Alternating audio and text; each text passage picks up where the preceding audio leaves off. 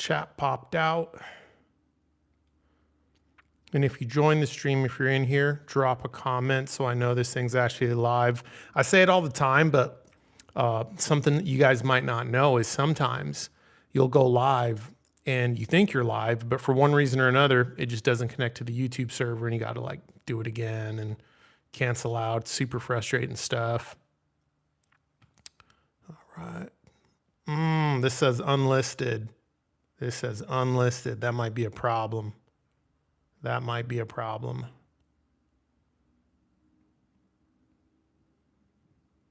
That ain't right.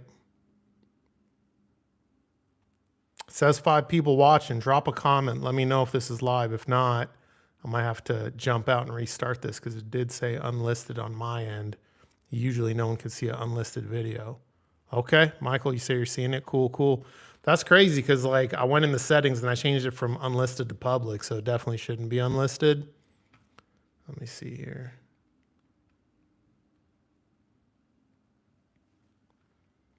Yeah, if you're in here, I mean, it's definitely not unlisted. All right, let me pop out this chat.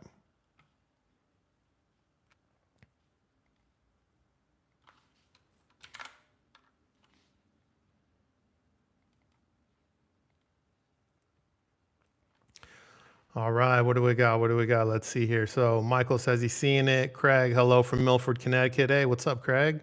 Static Age, howdy. How are the levels? Is the mic connected? I remember like the last stream, I forgot to plug in the mic and it was just like all echoey as shit. It was using the, I guess it was just picking up signal from the phone's mic because that's what I use the live stream. Static Age, Portland. Nice, nice. Craig says it sounds good. Okay, cool, cool, good. Good stuff, good stuff. Rotor says it is called unlimited for me. What's called unlimited? What do you mean? Unlisted. Oh, that's weird. Let me hop in my YouTube studio, see if there's settings for the stream currently. I wonder if it's like only pushing it out to subscribers maybe. Let's see.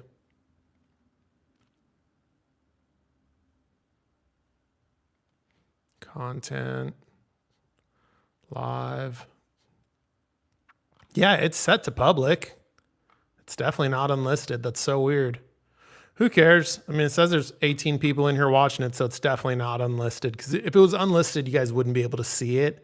So that just might be like a glitch on YouTube side where it's showing like it's unlisted. But an unlisted video means you guys can't see it. I'd have to email you the link or drop the link in my Discord for anyone to see it. So it's working. Who cares? All right, let me just go ahead and share this with the Discord so they know this is happening. And then, you know, feel free to start firing off questions, guys, and I'll start getting to them in just a second.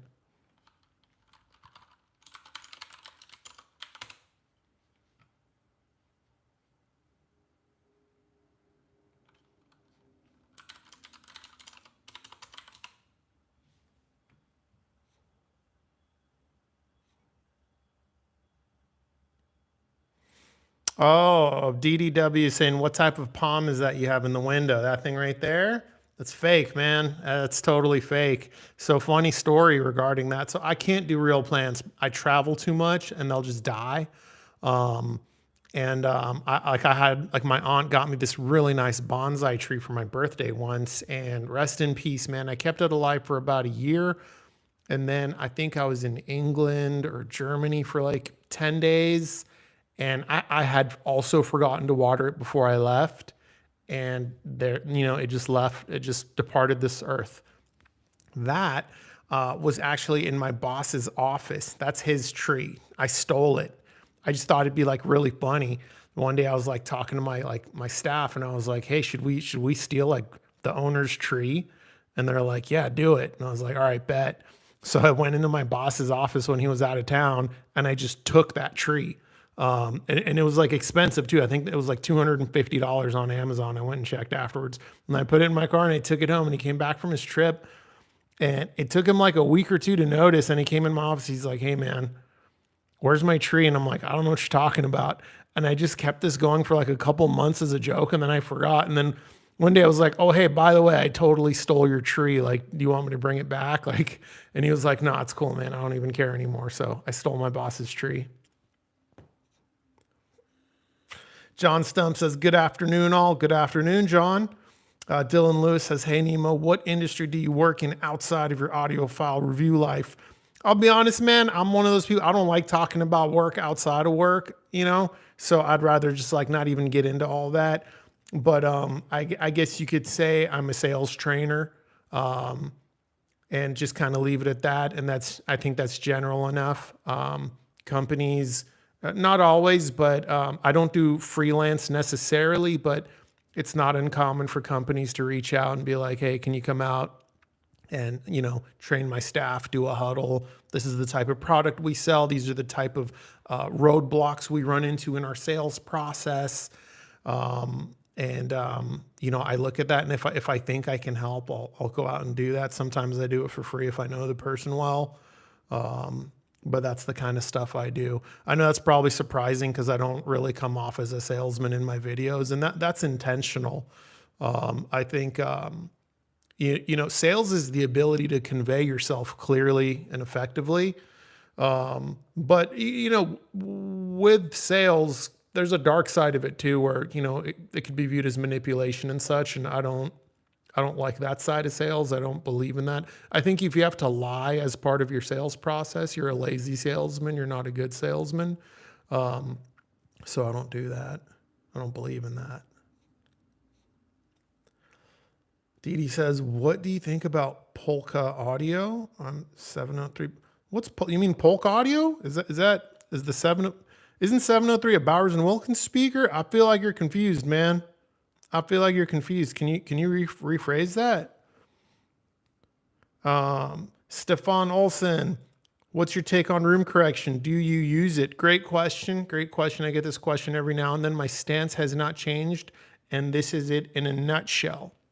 It depends. I don't use room correction.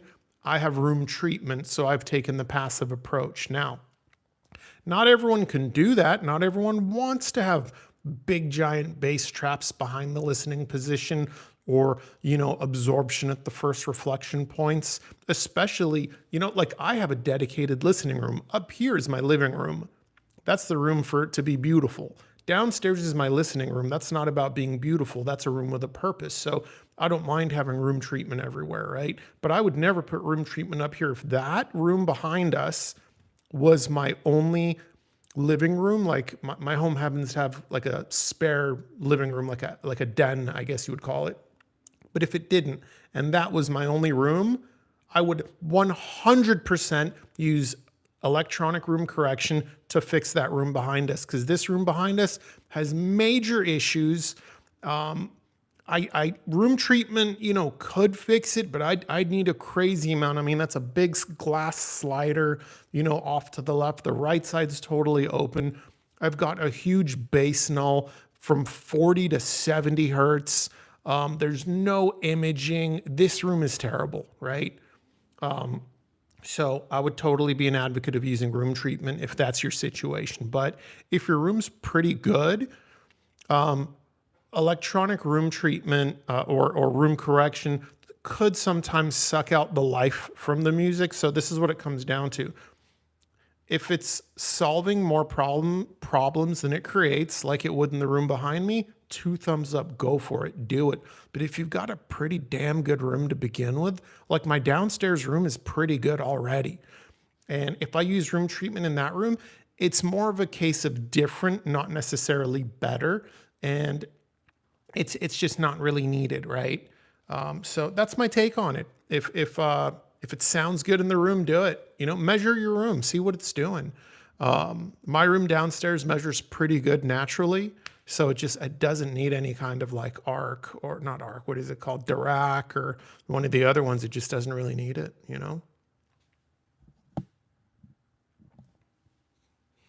Matt Jones says unlisted Nemo Streamo. Hell yeah. I guess it's showing unlisted for everyone, but it's not really unlisted, because if it was, you wouldn't be able to see it, Who cares? Whatever, right?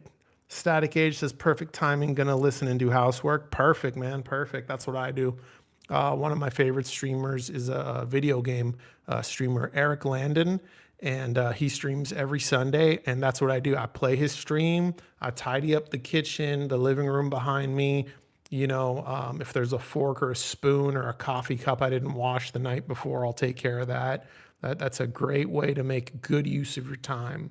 By all means, if you like to just kick back and relax and just watch the stream, that's totally cool too. Serge says, good afternoon from Philly. Y'all go birds. What's up, Serge? GC Soundscape.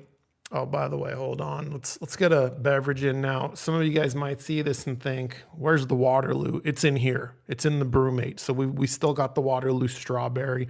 I just decided to put it in a bigger container. All right, GC Soundscape says, really enjoying my Fritz Carbon 7 SE. Thanks to seeing your review, going to try open baffle speakers. Also, I ordered the new Caladan by Clayton Shaw, not replacing the Fritz speakers. Yeah, that Fritz Carbon 7 SE, that's a fantastic speaker. What is the Caladan? I think I met Clayton at Axpona. He's got those kind of DIY transmission line speakers. Maybe I'm thinking of someone else. Let's take a look at his website. I used to have that soldering iron he has in the background. No, this is a different guy. This is a different guy. I've got him mixed up. I'm not familiar with Clayton Shaw or his products, but looks interesting. Looks interesting. Some people love open baffle. If you're that type where the open baffle sound does it for you, it's the same with like Magnapan. If you're the type of guy where like Magnapan does it for you, then that's just your thing, because the sound like Magnapans do or like open baffle speakers do, it's so different than a traditional box speaker. So if you have the space to accommodate them, and you think it might be your type of sound, it is absolutely worth looking into and exploring. Like, I personally like the sound too, but I find those speakers they're just too big for my aesthetic taste and preference. I don't like speakers to be the primary aesthetic focus of the room, but that's just me. You know what I mean? Stefan says, follow up, which room correction do you suggest? Dirac, Odyssey, Room Perfect. I don't really have a preference. I haven't dabbled with any of them enough to have an opinion. I just haven't. I couldn't tell you. My understanding just from the guys in my Discord is Dirac and Odyssey are both great. I've never heard of Room Perfect. Matt says Spendor is the real deal, huh? Great pad, by the way. Thank you, brother. I try to keep my room and my home clean and good looking. I'm a single guy. I don't have kids, so it's kind of easy, However I leave this room is kind of how it stays. There's no kids to mess it up. I don't have a wife that's bringing her girlfriends over, drinking wine on my white couch. I don't have to worry about stuff like that, Is Spendor the real deal? Look, I like it. It's the sound I like. I don't think everyone's going to like it. If you're the type of guy who, if you're a detail first customer, you're probably not going to like that Spendor Classic 3.1, right? When a speaker gets that warm, like the Spendor Classic 3.1, like the Bucard S400 Mark II, or even the Dynaudio Evoke 20, it does come at a trade-off, right? We are giving up, some of that ultimate resolution that, something like a Focal Canton #1 brings to the table, something like the Platimon brings to the table. A speaker as warm as the Spendor Classic 3.1 is just never going to be that resolute, nor is it ever going to be super expansive in the mid-range the way something a Fritz Carbon 7 would be, or a Platimon, or a Zoo DWX, right? This hobby is all about trade-offs. So me personally, the trade-off's well worth it. I like that sound that is thick in the bass to the point that it adds a lot of body and weight to the mid-range without closing it off, right? There's other people that are like, no, I don't mind if it closes it off a little bit if I get more tonal richness, for example. Like that's the Dynaudio Evoke 20. The Dynaudio Evoke 20 is even warmer than the Spendor 3.1. It takes away some of the mid-range expansiveness and instead gives you a really, really rich and full-bodied mid-range. For me, it's a little too much. But I've met guys that are like, man, that is the perfect sound They want a ton of richness, a ton of warmth, right? This stuff's all on a spectrum. It's like, how spicy should food be? How salty should food be, right? There's no right answer. Everyone's different.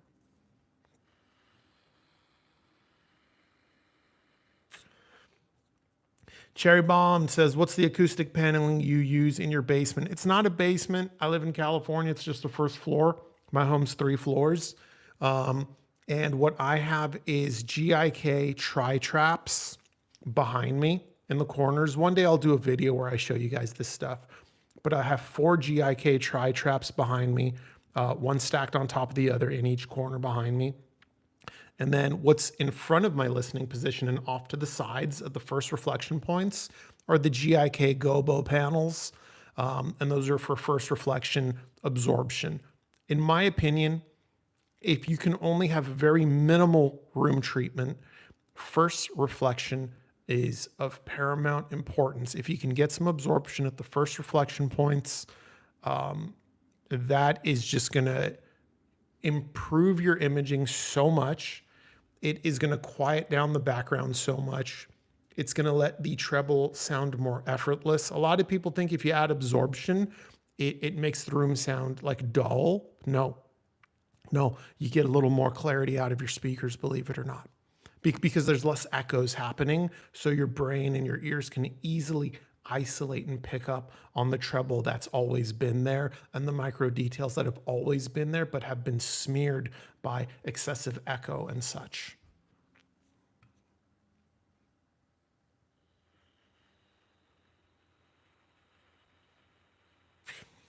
Serge says, you have any advice on a preamp in the $3,000 price range? It's got the Revel 228BEs, Emotiva flagship monos, Holo Audio Medak. Man, you got Revel paired with Emotiva. That is a cold, clear, and clinical sound. Both of those products are cold, clear, and clinical. Nothing wrong with that, but you are what I would consider, Serge, the detail-focused customer. You're going to value transparency, openness, air, clarity, separation above something like tonal richness, warmth, body. And that's okay. There's nothing wrong with that. But it's helpful to know that that's your taste, right? If that's your taste and you already like the sound you have, I mean, what are you using as a preamp now? You could just use an Emotiva preamp, right?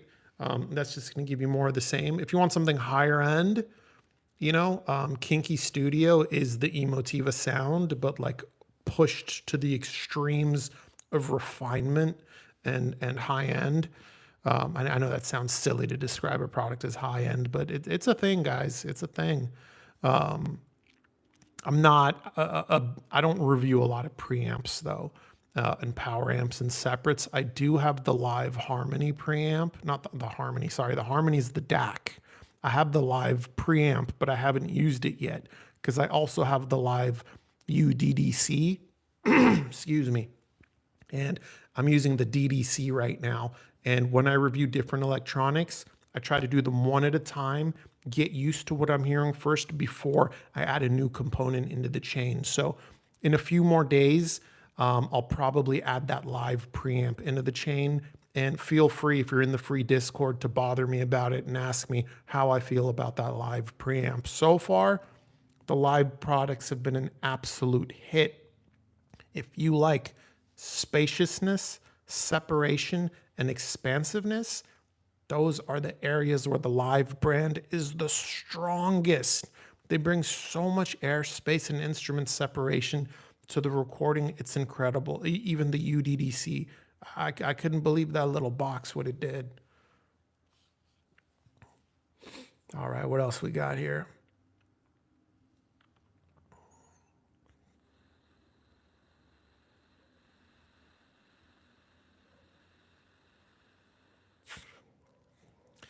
Ian says, hi, matey. Thank you for your tips. Okay, I find room EQ is okay without dynamic EQ. Yeah, and again, it just depends, Ian. It just depends if the EQ, the room correction, if it's solving, because everything you do comes with something else, right? You get a subwoofer, you got this great, strong, thick bass, right? But it can fuck up the mid-range, if you're not careful. Or it can change something else in the sound. So as long as what the change you add or the upgrade you add, whatever it may be, in this example, it's room correction, right? If the change is more beneficial, right? It gives you more than it takes. That's a good upgrade in my opinion, as long as the area it's taking from isn't one of that's like of paramount importance to you. Like personally, I would not give up any of my base texture to have more detail because I don't care much about detail. I care more about base texture, right? So yeah, I think most people that end up using something like Dirac, most people have rooms that are like the one behind me. Very imperfect, a lot of problems, tons of cancellations. And I think most people in a room like mine, which is more common, is you're going to feel it's beneficial.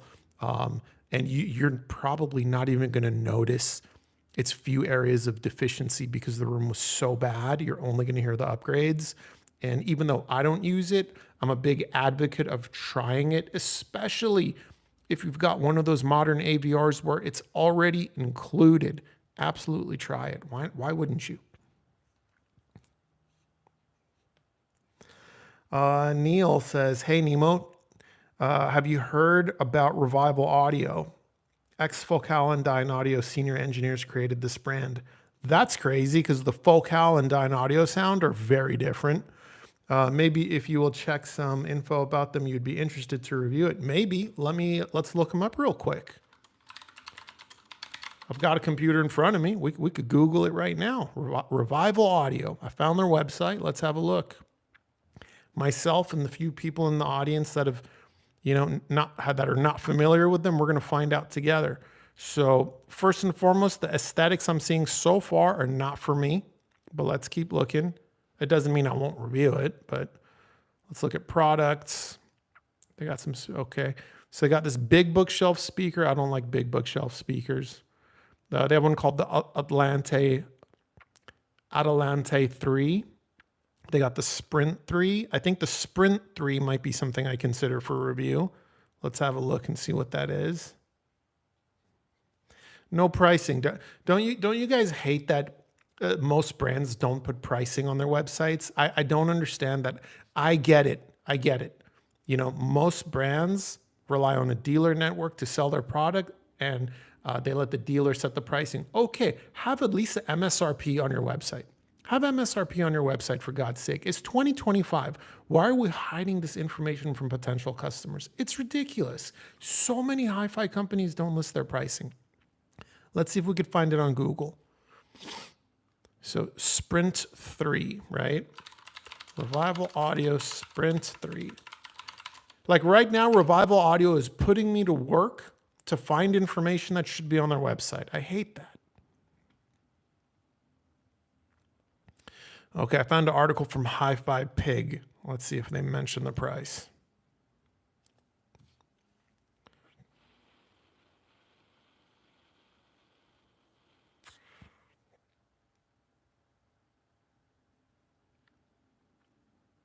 It says the Sprint 3 costing 999 euros. It doesn't say if it's for a pair or for a single. I'll research this more when I don't, have an audience that's waiting for me to get to other questions. If it's $1,000 or $2,000 a pair option, I'm open to checking it out. I try to stay away from the esoteric stuff unless I'm personally interested in it. Like I don't really care for speakers that are like $10,000, $20,000, $30,000 unless there's just something about that speaker that's calling my name. All right. But yeah, Revival Audio, that sounds interesting. A mix of Dyne Audio and Focal engineers. I'd be curious what that sounds like, DDW says, hi again. It's Polk Audio LSIM 703 bookshelf speaker. It's a 3-way bookshelf speaker. It came out in about 2015. It weighs 30 pounds. Oh, nice. Yeah, I haven't heard that speaker, so I can't really comment on it. But yeah, I'm familiar. I've seen it. I've seen it around. Says that's a good-looking palm tree. Thank you. If you missed the beginning of this stream, it's fake. I stole it from one of my friends. Hung says, good morning, Nemo. Great to see you back. As I have a few questions to an overarching topic. Fire away, Hung. Fire those questions away. Y'all know I answer every single one of these questions. You guys ask me in these live streams. That's what I'm here for, to interact with you guys. By the way, guys, I'm sitting on this new chair I got. I'm no longer on the bar stool. I'm on this like saddle thing that wobbles. Like, look, I can go like back and forth.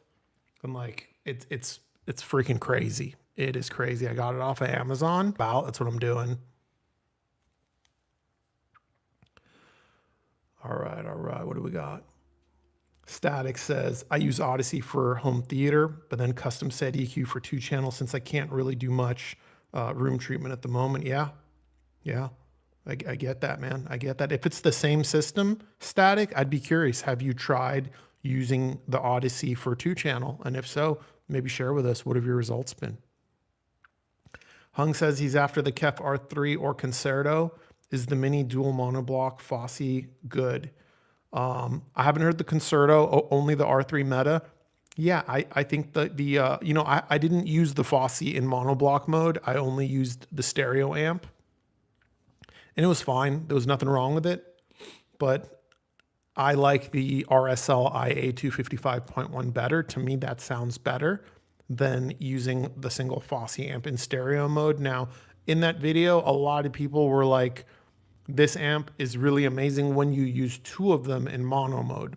Okay, I didn't do that. That's not how I review those types of products. Maybe that's true. I don't know.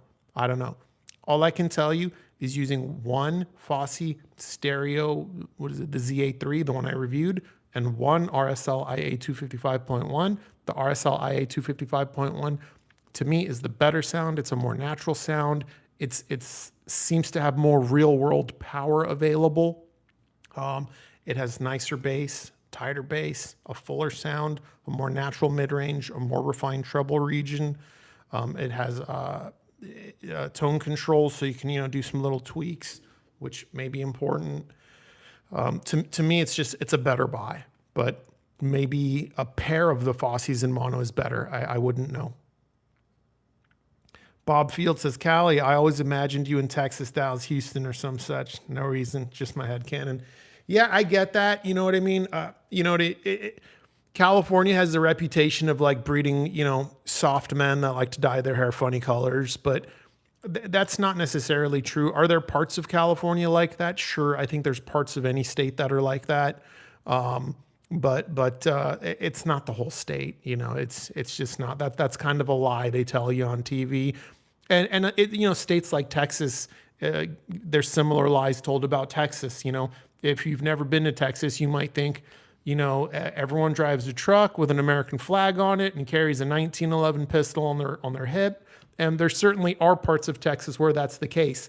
But there's parts of Texas that are absolutely not like that. And it's almost frowned upon to open carry, right? So California is a big state, guys. It's a big state. There's a lot of parts to it.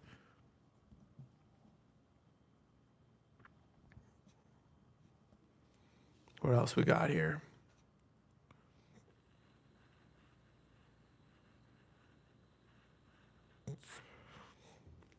Hung is saying, is it good enough, or do I traditionally go for an integrated amp? Well, the Fosse pair is like $300. Is there a good $300 integrated amp you can get that would perform the same level? Hard to say. It's hard to say. I think Cambridge has some options that are about $300. I tend to so my amp recommendation goes like this. If you got a super tight budget, I just default to the RSL IA 255.1. I've never heard anything better at that price. That amp is so good. I even tried it with my Platimon speakers that are insanely resolving, and they will show you any weakness the amp has, and the RSL IA 255 sounded just fine on those $8,000 Platimons. It sounded fantastic. Now, of course, it wasn't able to bring the very best out of that speaker, but it sounded fantastic. I didn't have any complaints. There was no roughness. There was no lack of refinement or any issues whatsoever. So the RSL IA 255.1 is my go-to ultra budget recommendation. After that, it jumps up to the $500 category where we've got the Emotiva TA1 or the Iota VX SA3. Those are both fantastic amplifiers with similar feature sets. The primary difference is the Iota VX is a little bit more natural in the mid-range. The Emotiva is geared a little bit towards more being clean and clear. Both fantastic amps. After that, we jump up to the $1,000 category where we've got the Outlaw RR2160, Emotiva TA2, and the Iota VX SA40. All three of those amps are really good. The Outlaw is all about neutrality. The Emotiva is more about being clean and clear. And then the Iota VX SA40 is a little bit warmer overall and does really good in the holographics despite its price. So all three of those amps are solid picks for $1,000, just slightly different tonally. Need a sip of my Waterloo in the brewmate. Give me a second, guys.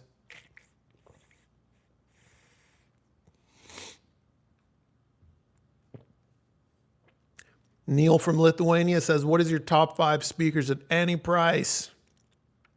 You know, I was planning to do a video of this topic, not necessarily my favorite speakers, but just like my favorite products over the years, like maybe just like 10 products that I'm like, I loved the hell out of these products, right?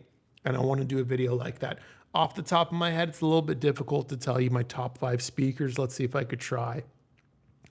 Everyone knows the Buchard S400 Mark II is my favorite speaker, despite the fact that I own speakers that are much more expensive and speakers that are better in a lot of ways, right? Like obviously my Platimons blow the S400s out of the water in terms of what they can do. It's not even close, right? But I love the S400 Mark II sound. That's just my favorite speaker. It has been for many years. And before the S400 Mark II, it was the original S400, which I still own. But I couldn't give you a tier list off the top of my head right now. It's not the way my mind thinks.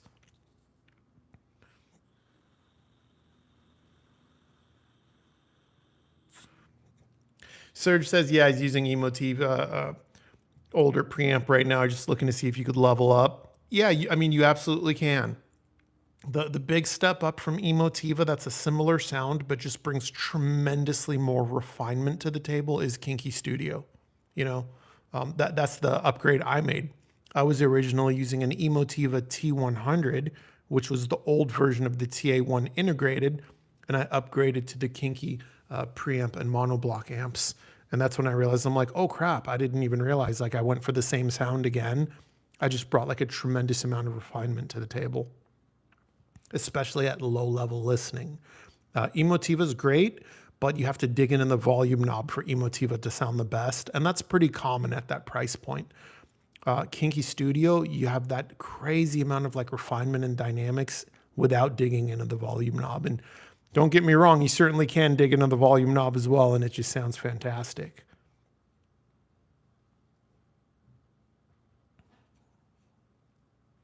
Sean B says, Nemo, why do people make fun of Discord mods? I don't understand what you mean, Sean. Do you mean in my Discord specifically, or are you referring to just memes?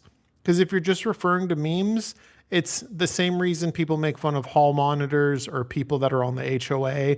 The public generally has a problem with authority, and when people are in a position of authority, it goes one of two ways. How it goes 90% of the time is people in authority think that's exactly what it is, a position of power. And if that's what you think, you're not really going to be liked because no one likes that.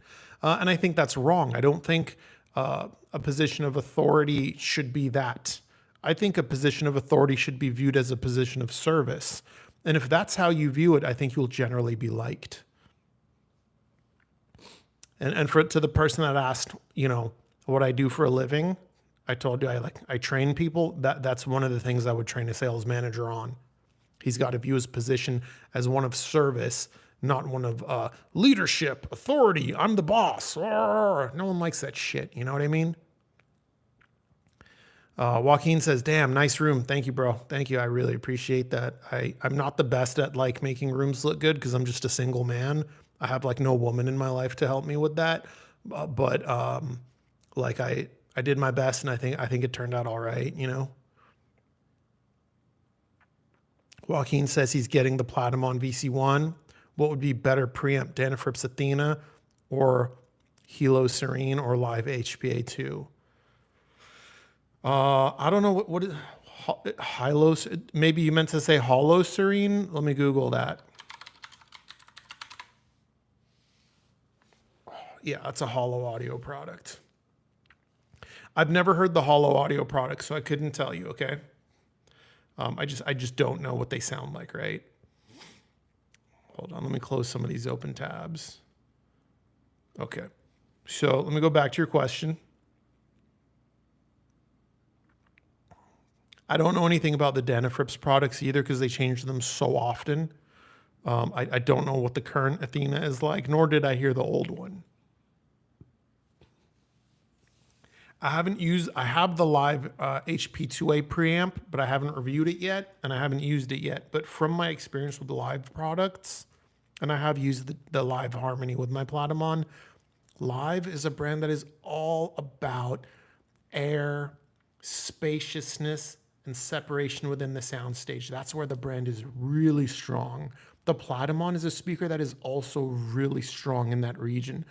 So when you combine Live and Platinum together, you end up with a sound that is tremendously open, just a tremendous amount of airspace and separation. And you're almost just like, holy crap. It is a very, very, very high-end sound. And that might sound like a hell of a compliment, and it is, but it may not be for everyone. Like if you like to listen to death metal, for example, or old punk rock, a lot of those guys feel the music should sound a little gritty. You're not going to get any grittiness with the Live and Platinum combination. It's going to be super just transparent, lots of separation, lots of air and space between all the notes. It's an incredible sound.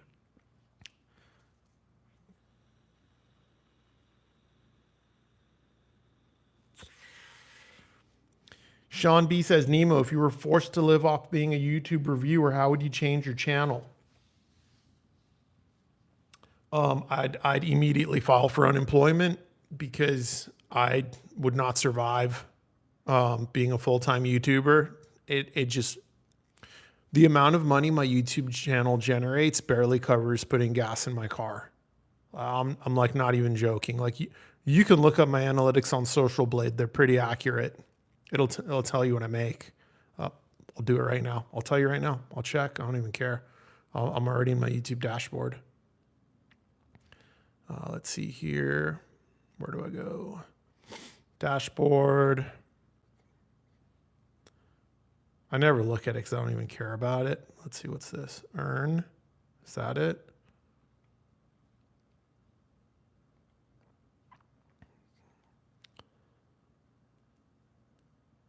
I usually look at this stuff through on my phone, so I'm not used to like what the oh, here we go. Okay, so my estimated revenue for February is $380.54, and that's about average for me. That's about, it's been like that for about 2 years. You know, some months will be like $330. I've had, I think my biggest month was like $480, but I mean, like, what do you expect? I don't use affiliate links. I don't accept payments from manufacturers. I don't charge anyone for a review. Even when they rush me, like even when brands are like, hey, like I can only loan you this product for like a couple of weeks. Can you crank out a video? Like the Arendelle 1528, they were like, hey, like normally we totally understand you need like 60 days, but like this is the only review sample we have. We'd really appreciate it if you can like bang out this review in 30 days or less and have the speaker packed up and ready for return in that time frame. And the audience really wanted to see that review too. So normally I'd say no to that, but I was like, fuck it, let's do it. Like I get it.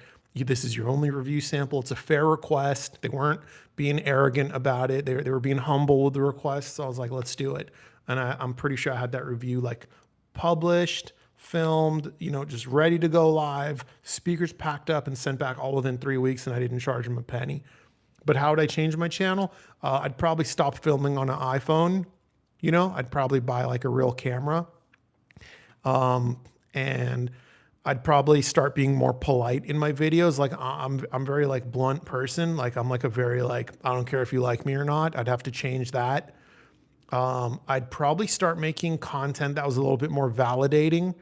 that draws people in. Like I'd start making content that kind of was like geared towards telling you that you know, stuff was better than it actually was. I'd lie to you, honestly. If I had to do this for money, I'd lie to you. Because that's what it takes. You know, and that's not to say all the big channels lie to you. That's not what I'm saying.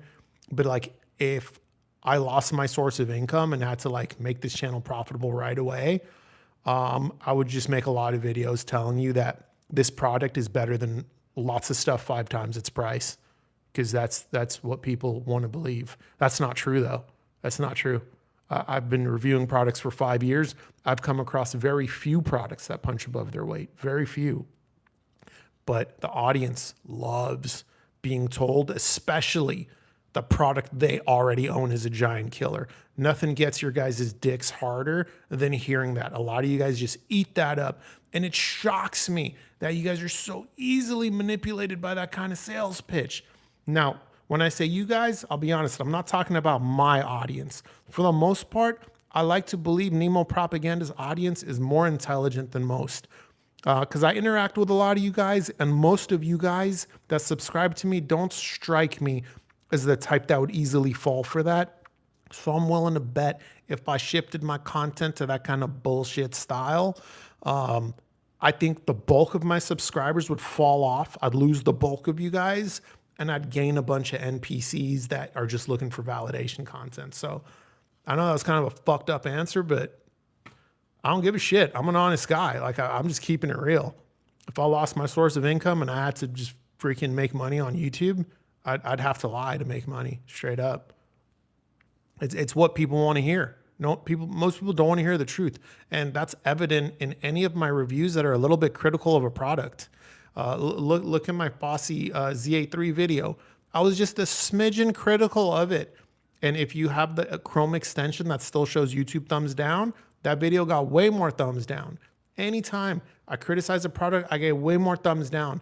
And that comes from the people that already own it. They're upset that I'm not validating their opinion.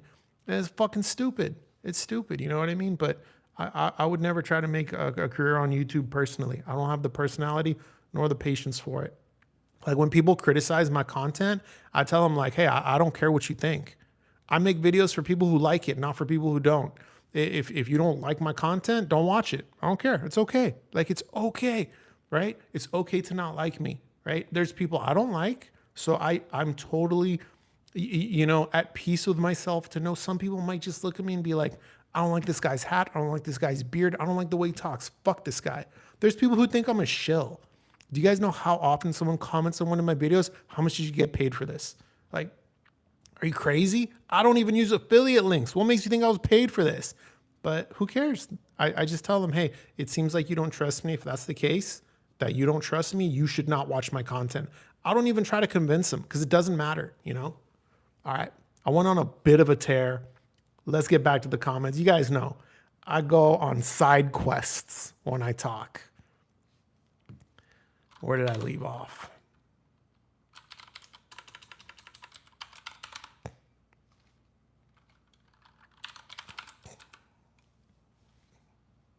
I know that Serge, Sean, that probably was not the type of answer you were looking for. Sorry.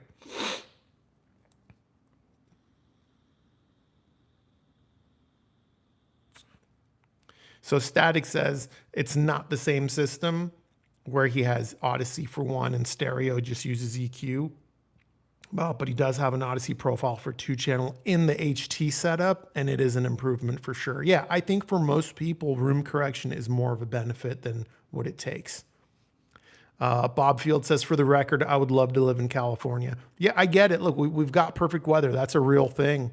We really do. Most people in California, guys, they don't know what snow tires are.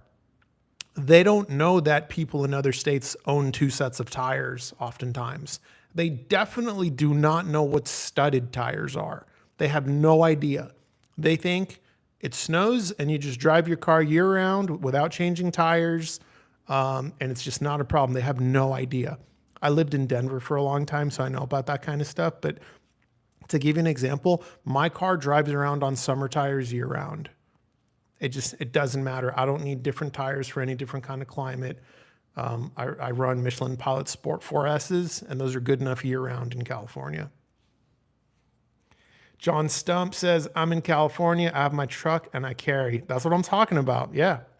Me too. I don't have a truck, but I do keep it on me. You know what I'm saying? That's another big misconception about California that people don't know. They think that no one carries. California, I think, is the number 4 state in terms of firearm ownership, believe it or not. We have some very strict laws. That is true, but I respect you, John. You got to keep that motherfucking thing on you. Roy Batty says maybe a Wim amp. He's answering someone else's question. Jason Texman, greetings from Munich. Really enjoy watching your channel. After watching yours and other reviews, I bought the Choco Sound EMA integrated amp. Hey, Jason, that is a fantastic amp. I love that amp.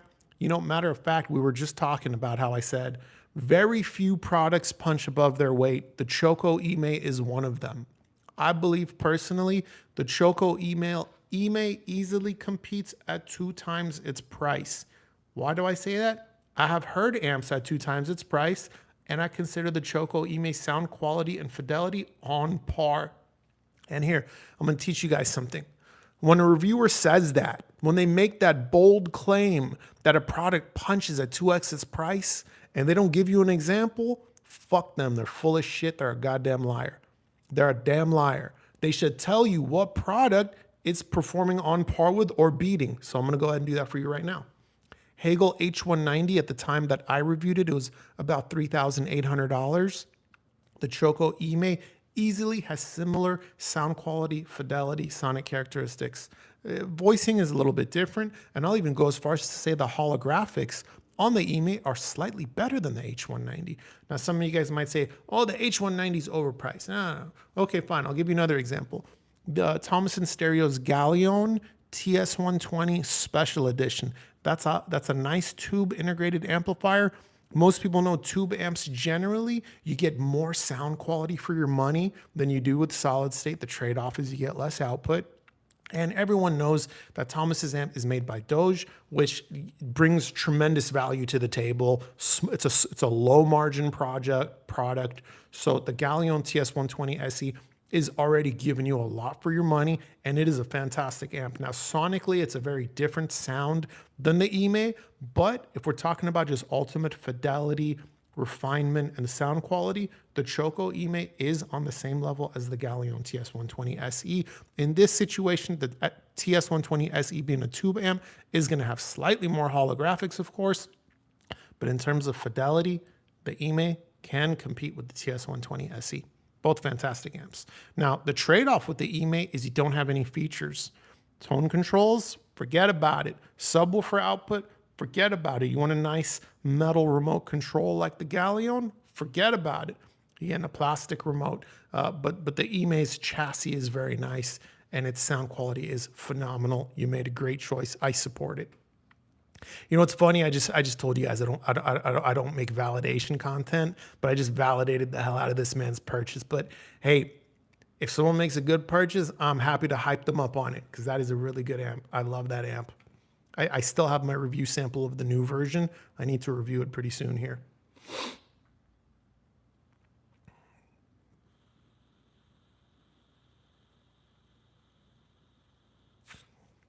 Jason says, loving listening to it. Hell yeah, brother. Hell yeah. Hung, sorry about my fragmented question. I'm typing everything from my phone. It's all good, bro. It's all good. Your name is easy to remember, so I'm able to keep up with it. I had a Korean friend growing up, and he taught me about a lot of Korean names. I think you're Korean. I could be wrong, but most people I've met with the name Hung are Korean. And so the minute I saw your name, I'm like, oh, Korean guy. So like my brain remembers that you're an individual in here. Whereas most of the time I read people's names and it's hard for me to remember the individual people. Ilyan Stoimanov, hello from Sofia, Bulgaria. Missed the beginning, but I always enjoy your streams. Hope you already recovered. Thank you, brother. I appreciate those warm regards. I'll keep it 100% honest with you guys because most of us are men in here, and hernia operation is something a lot of us might face in our life. So I just want to keep it 100% honest with you.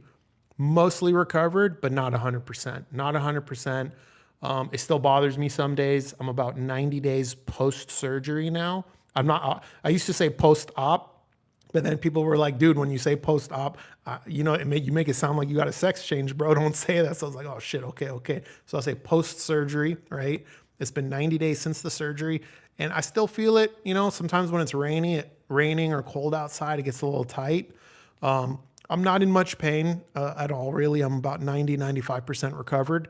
I think to get that last 5-10% of recovery might be like 6 months to a year. I talked to a lot of guys that had the same surgery, and they're like, yeah, the bulk of the pain is gone in the first like 30 days, but to get that last 10%, to get to 100% recovery, like 6 months to a year, which is a bummer, but it is what it is.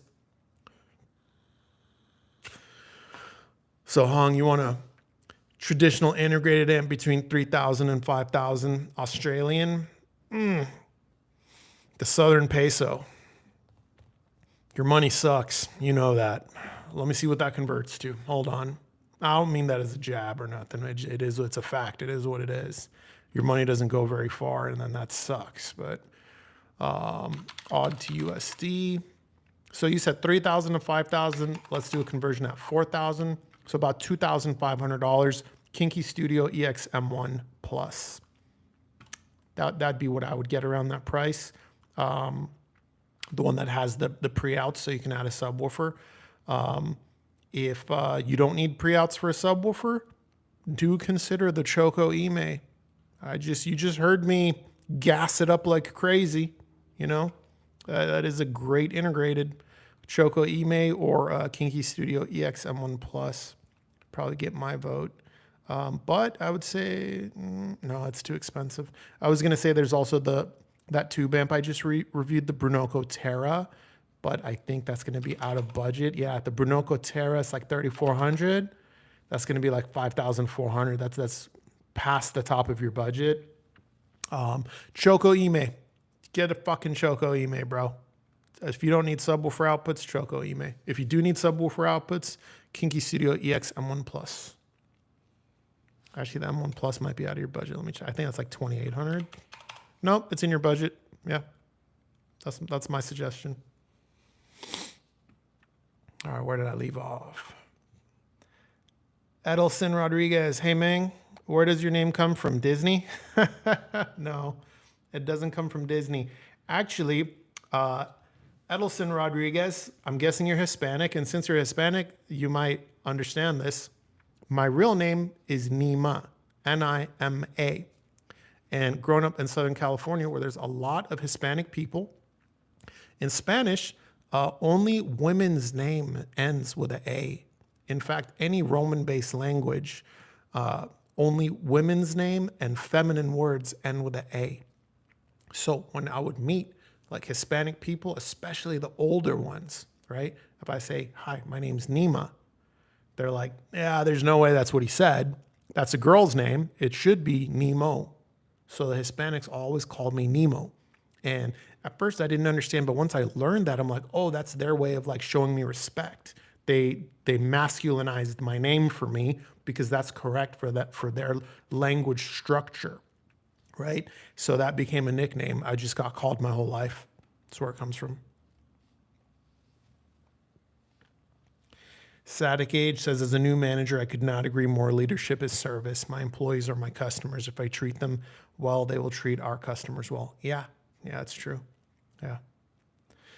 Neil Caffrey, do you think Focal Canton #1 is still holds to competition in 2025? They go around 3,000 euros for a pair pretty frequently in Europe, especially in France. Yeah. So I'm happy you clarified your region because that really matters. If you're in the United States, my answer would be hell no. In the United States, they're 8,000 a pair. No, they don't compete at 8,000 a pair. It's way too much. But I have noticed in Europe, oh my God, the price for Focal is different. At 3,000 euro, yes, I think they compete, especially when you give them good amplification. And of course, assuming you are the detail first customer, that is what Focal brings to the table. Detail, dynamics, air, clarity, clean sound, could be a little clinical, could be considered a little cold in the mid-range, but very expansive. Good, clean, clear, fast, dynamic, snappy. That's Focal, right? The Kanta's at 3,000 euro. Yeah, I think that's a deal even. I think that's value even. Because like what else can do what the Kantas do for 3,000 euro? Like just to give you an idea, 3,000 euro is more than the used price in the US. In the US, a secondhand pair of Kanta number ones are anywhere from 3,800 to 4,200. Let's 55 minutes. That's not too long. We got a little more. Let's see what else we got. Bob Fields, back to audio. My setup, Kef R11, driven by Peachtree 220. You know, Peachtree's a brand I always thought was pretty cool, but I never checked it out. A pair of Rhythmic E15 SEs, nice. Managed by Mini DSP.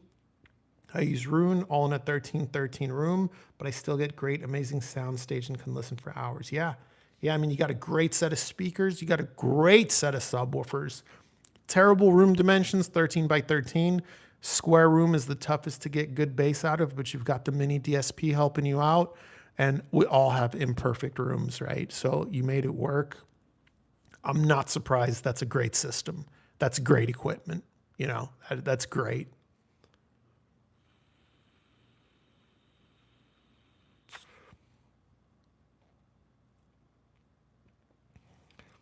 Joaquin says 2 questions. Do you have a way or would be up to doing a 30-minute consultation about building a system around the VC1?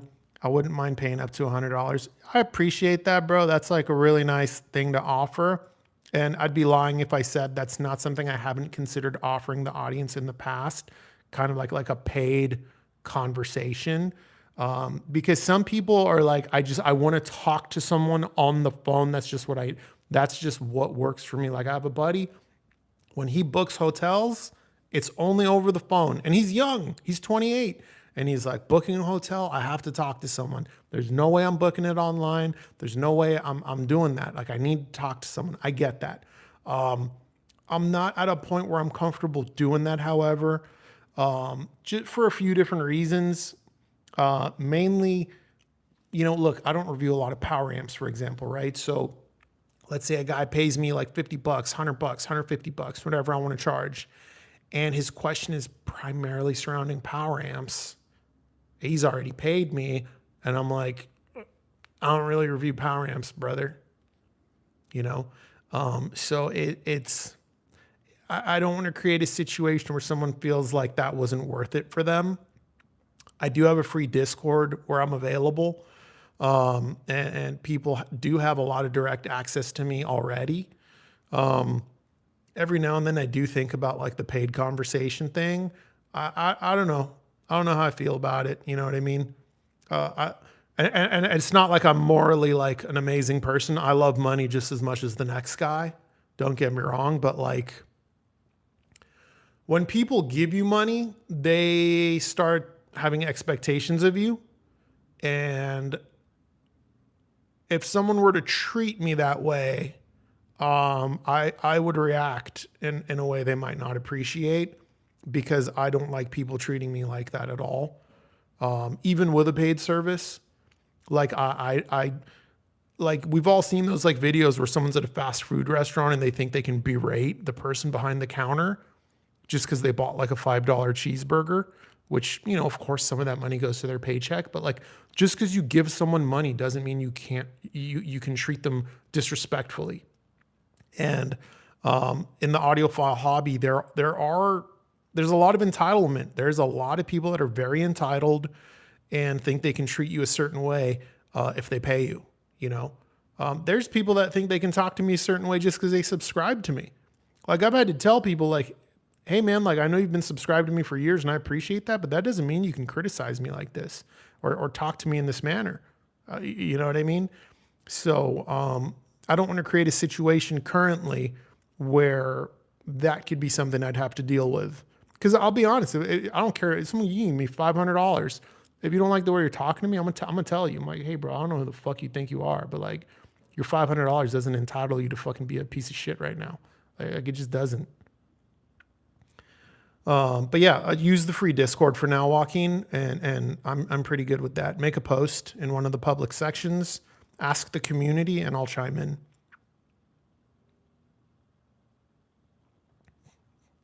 Edelson says, so you'd fluff up what you say in a review to make a living. Makes sense. Understandable. Yeah. Yeah, that's basically what I was saying. Yeah. Yeah. Straight up. And I know that sounds fucked up. I get that, man. But it is what it is, man. Like, you got to realize this. If my YouTube channel becomes for profit to pay my mortgage, the audience is not more important than my pocket at that point. It's just not. Like right now, the audience is more important than the, chiclets the channel feeds me. That's how it is right now. You guys matter more than the product I'm reviewing. You guys matter more than whatever relationship I have with the manufacturer. But if that relationship with the manufacturer puts food on my fucking table, no offense, fuck all of you guys. Why would you be more important than what puts food on my table? That would be a bad business decision. No business will put the customer first at the loss of profit. And if my channel's 100% for profit, like that's what people have to understand about business. Business is for profit. You have to put profit first. That means the customer is not first. Straight up. Now, a business certainly can do their best to position themselves such that the two align, right? That's very possible. And there are content creators like that, don't get me wrong. But trust me, guys, there's content creators that don't give a fuck about you. There's content creators that lie to your fucking face left and right. I see it. Maybe not my audience, because I do think my audience is a little bit sharper to that kind of stuff. Most of you guys are a little tougher. You're not, easily tricked and fooled.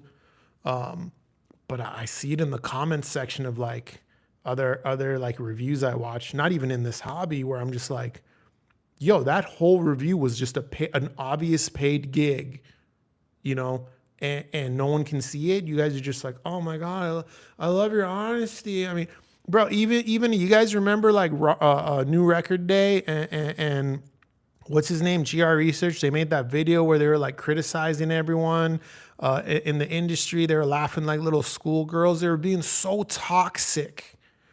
And you check the comments of that video, and all of like Ron's nut swingers are like, oh my God, Ron, you're so authentic. Oh my God, you guys are just so honest. You're not scared to tell it like it is. And I'm like, you guys are fucking retarded. Like, you can't see this is a sales pitch? This is a GR Research sales pitch? You can't see that? Oh my God, like what's wrong with you guys, right? But like that's what some people do. That's what some people do, whatever. Let the buyer beware. If the audience is willing to be tricked, that's on them, I'd say, Doesn't make it right, but, I guess it's no different than if you go to a car dealership and the salesman, if he can convince you a 12% interest rate is a good rate and you still buy the car, that's on you. Like my buddy just bought a Jeep SUV. He don't have the best credit. And I asked him, I said, Jared, what's the interest rate? He's like, it's not too bad, dude. He's young. And I'm like, what is it? He's like 21.99. I'm like 21.99. And he's like, yeah. He's like, it's not that bad though, bro. And I'm like, dude, that's fucking bad. That's really bad. But he didn't mind. If he doesn't mind, why should I mind? Right? We really went on some tears in this live stream, guys. Goddamn.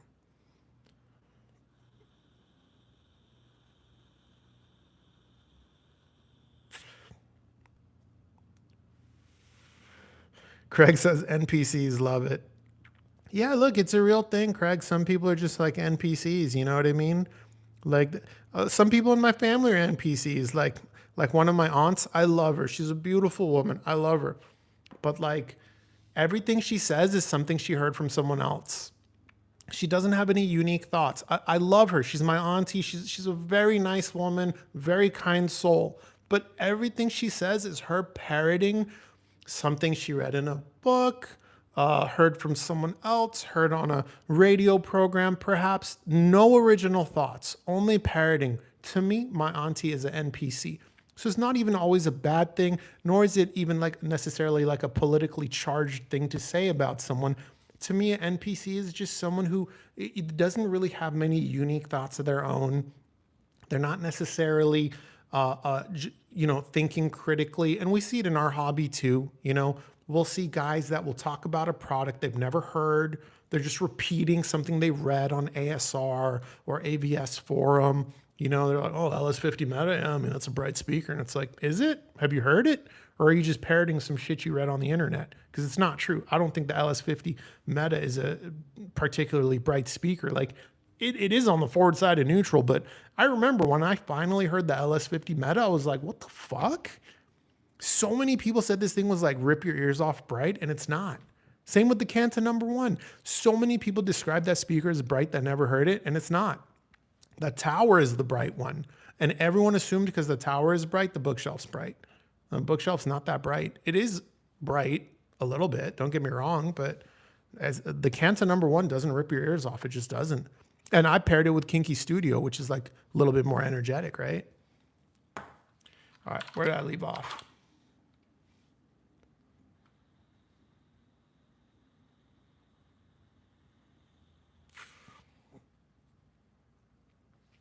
Joaquin, you're asking, if you went to Axpona in April, do I think that Monacoustic would be willing to cut something on a purchase on the spot, like maybe a small discount on stands? Do manufacturers usually do that? Not necessarily, because it's not like they go to these shows and have an excessive amount of inventory at the show and it makes sense to offload them to you. That's not to say deals don't happen at shows. Sometimes there certainly are deals to be had. They are there to promote their product, and sometimes part of that promotion is some kind of discount, right, for anyone who's at the show, So you can certainly ask them if you do go, like, hey, I've been considering your speaker, like I'm here, you're one of the owners. Is there like a show promotion going on, right? There's nothing wrong with asking, right? Some products, not all products, but some products get some haggling done, and others are, very strict where they're like, nope, can't do that. It's against the rules and agreements we have in place with our dealers. We cannot discount them even 5%. We promise our distributors and dealers we would never do that, right? That is the case with some products. I couldn't tell you what they would do. I just don't know. But I do know if they're going to be there, Young should be there, who is the master distributor. I'm not sure if he's an owner or not. He pretty much runs Monacoustic. He might be one of the owners. I just don't really know 100%.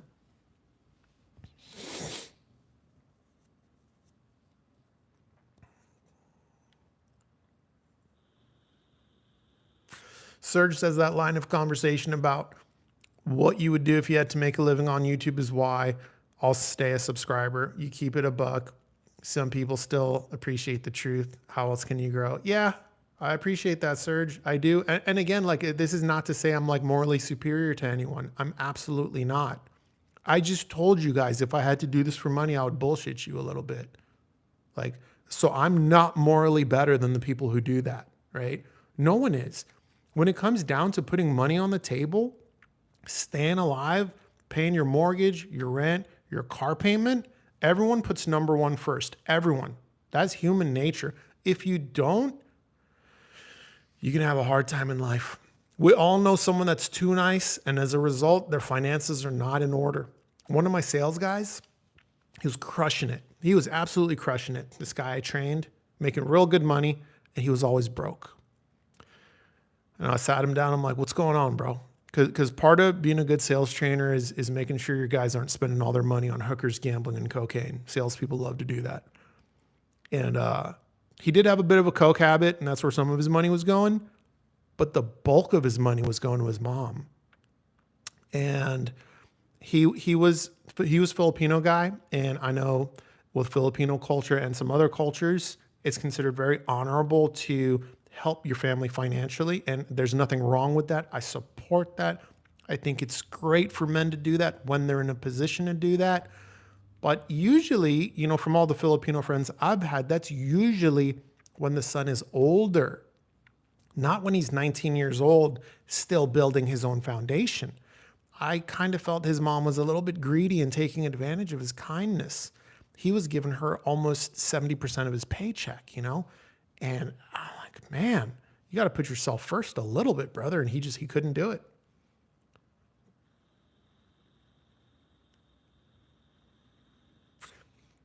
Larry Seidman says, how does it not follow that high subscriber channels are full of BS? I have no problem with that allegation.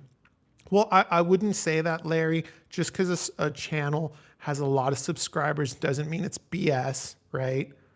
Like, there are channels with a lot of subscribers. Look, let's talk about Andrew Robinson real quick. A lot of subscribers, right? And some people think he's full of it, but usually, like, I've talked to people that don't like Andrew Robinson, and I'm like, why? And they're like, I just feel like he's full of crap. And I'm like, have you watched his reviews? Because Andrew Robinson, if you watch his reviews, he's actually very critical of products. He is not afraid to call out shortcomings. And in almost every single one of his reviews, he covers the shortcomings more than I do. I have a lot of reviews where I don't say anything negative about the product. That would be very rare for an Andrew Robinson review. And he has, I think, the biggest channel, right? And his channel is no secret. It keeps the lights on for him. But he has no problem calling out when he's like, you know, if you're looking for this over here, this other product might give you a little bit more of that. He doesn't harp on it. He doesn't turn it into like a 5-minute negative TED Talk. He does it quickly and effectively, but it's there, right? It is there in the content. And that's why I actually like his channel. And I think he's one of the better guys. So again, not all big channels. Channel size is not necessarily an indicator of like level of bullshit per se. Because guys, there's small content creators that fucking lie through their teeth too. You know what I mean? There is. You know, there is.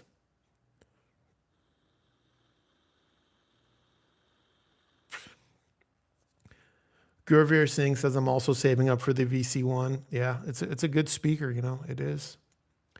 Sammy Debs, hi Nemo, do you think 2020, my friend's daughter calls me Nemo, that's funny. I know it's just a typo, no problem.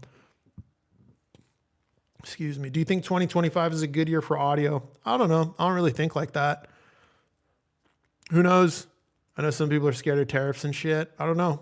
I have no idea.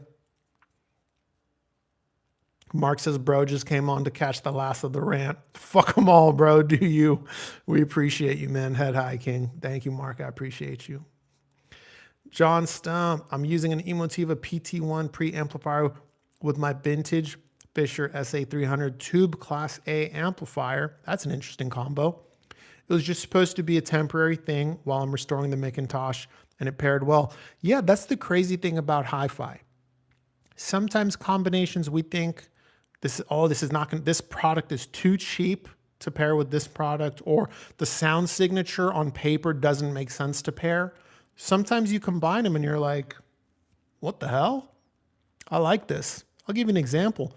And Jay asked me about this because I own the Platimon. Jay owns the Platimon. We both bought our review sample. But Jay knows I use Kinky Studio, preamp and power amp. And on paper, those two shouldn't mix. Kinky and Platimon should be what most of us would consider too much of a good thing. And Jay asked me, he's like, hey, you've combined the two. Like, how do you like it? Would you say it's too much of a good thing? And I said, you know, maybe if you don't like clean and clear, sure. But it's amazing. It's an amazing combination. The level of transparency, refinement, it's an incredible sound. I love it. You know, am I always in the mood for that super clean, clear presentation? No, of course not. You know what I mean? But when I am, I mean, there's nothing like it.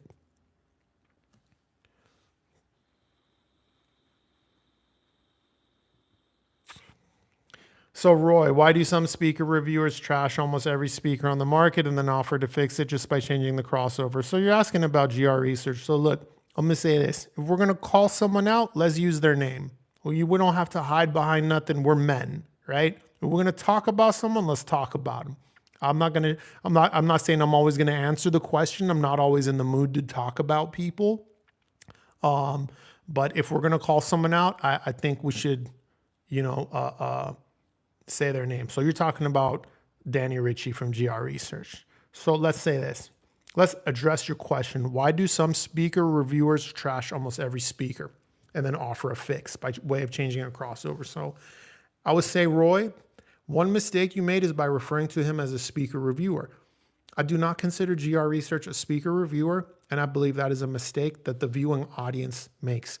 He is not a speaker reviewer. He is a manufacturer of products. And he is showcasing his products in his videos, right? Are these videos shown in a way that could lead to some confusion that they are reviews? Yes, they are, and that's on him. But is the audience also making a mistake by assuming this is an unbiased review? Yes, that's the audience making the mistake. This is America. We live in a global economy too, sure, but let the buyer beware. That is the most like fundamental core belief of like being a consumer. Let the buyer beware. It is the audience's job. I don't like Danny. I wish I could sit here and be like, he's a bad guy, it's all his fault, but that's just not the case. It is the audience's duty to see this. He doesn't hide it. Yeah, I got to give him that. He's got a website. He doesn't hide it. He's not using a different name. He's very obviously plugging his own product. And while I don't like that approach, he's not hiding anything. If the audience chooses to believe that he is a trusted reviewer, that is their mistake to make, brother. And we have to be okay with that, you know? The problem I have with Danny is when he starts criticizing other people like he's on some moral high ground. I think that's ridiculous. And I'm just not a fan of his approach to things, but I got to give it to him. He doesn't hide that he's plugging his own product, you know. Ken Lane, being from Canada, I know all about snow tires. Yeah. I tried to explain about a block heater once to a Cali person. I gave up. Yeah, bro, they don't know what that is. They don't know what an engine block heater is. They don't even know what an engine block is for the most part, unless they're into cars. You know what I mean?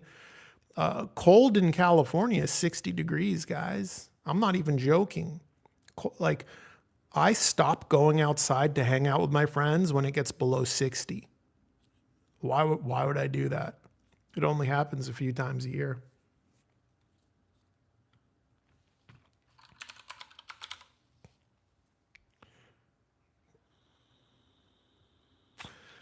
Edelson says, LOL, post-op. Yeah, no, I'm serious, bro. I kept saying post-op for my surgery, and like everyone was getting triggered. They were like, bro, stop saying that. Like that word doesn't mean that anymore. And that's not true.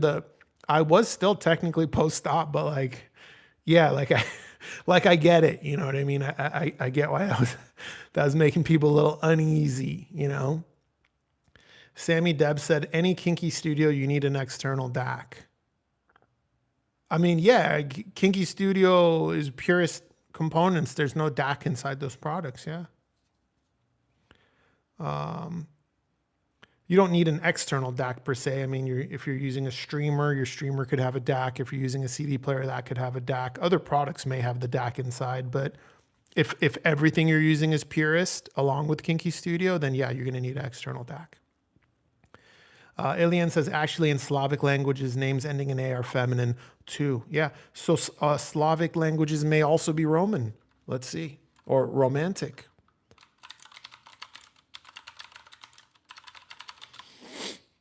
Let's see.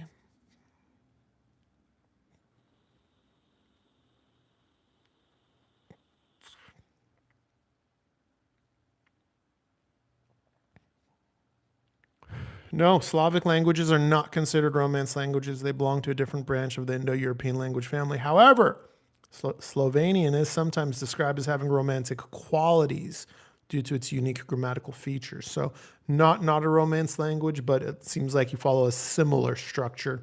Yeah, and it's most languages really, right? Like, just audience, for a moment, try to think. How many names for men can you think of right now that end with an A? Very few, very few. Mostly they're women's names. Claudia, Joanna, right? It, it, I cannot think of any men's names that end in an A besides my own. I did one time think of one other, but I can't think of it right now.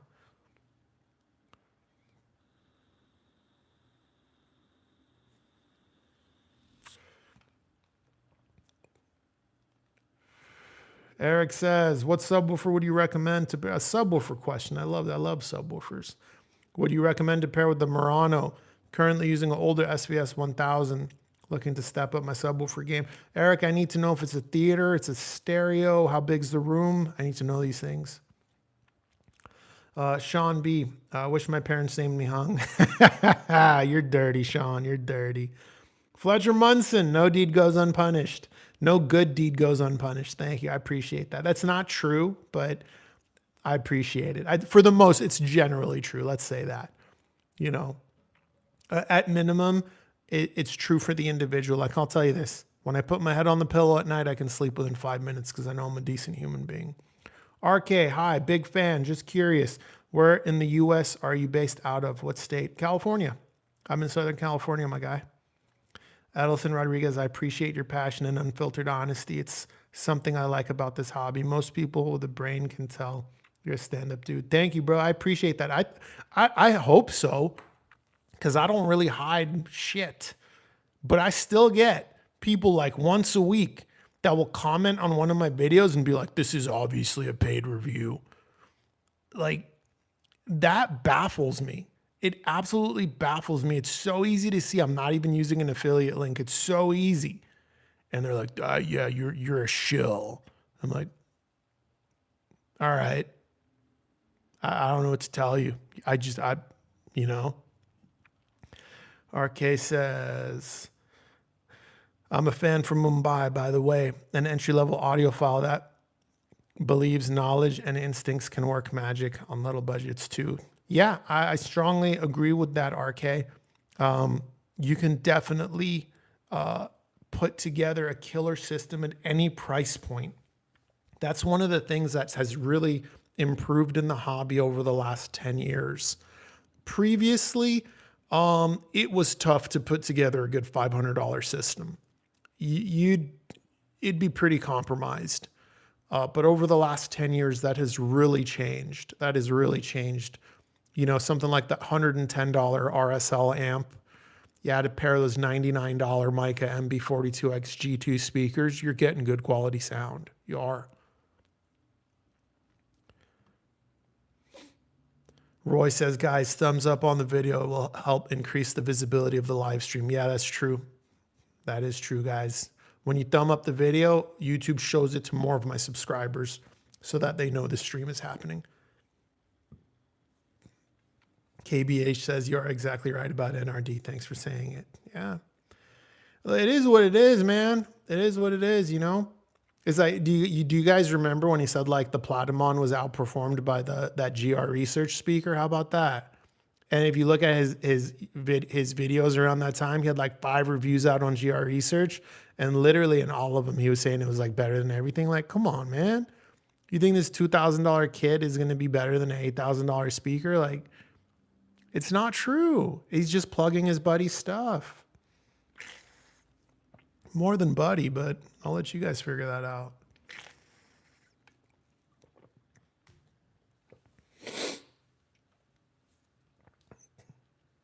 And guys, none of this, like, just know, like, these streams are live. I don't care if the people I talk about this gets back to them. I expect it to. These people all know how I feel about them. I'm not talking no mess behind anyone's back. Like, if I went to a show and I saw Ron and he confronted me, I'd be like, yeah, I said that.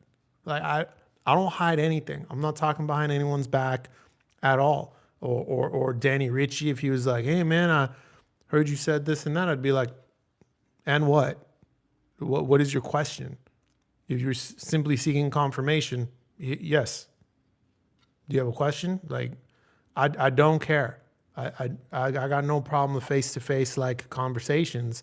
If someone thinks I'm running my mouth, I do run my mouth sometimes, but anything I say publicly, like, yeah, I'm aware this is a live stream. I know this is going to get back to them. It doesn't matter. Chadzilla, you keep it 100. I appreciate that. Thank you, Chad. I appreciate your username. Chadzilla. That's such a Chad name. I love it.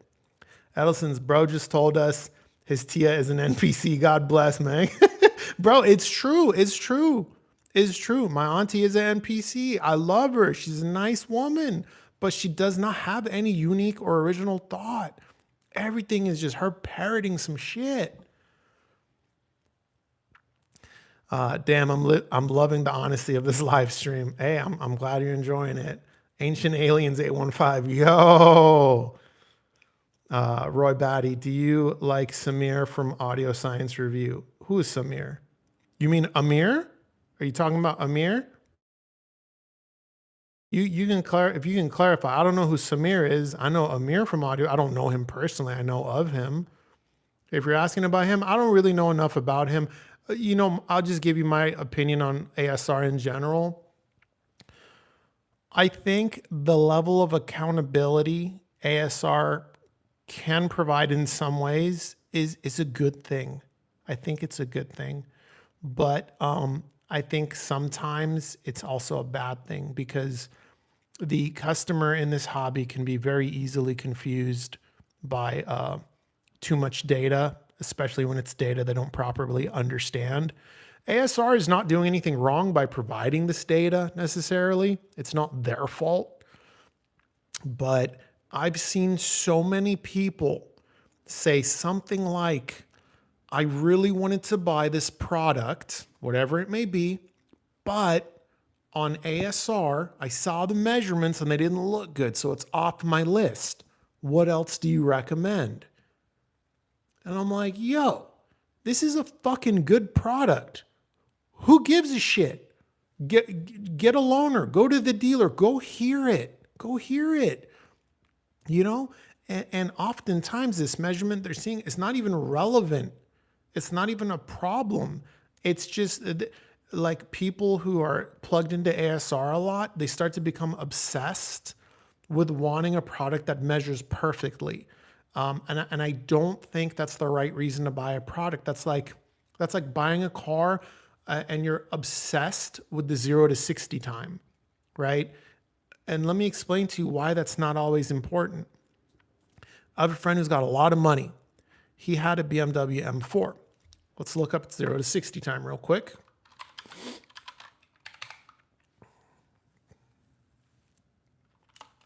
It's got to be sub 4 seconds.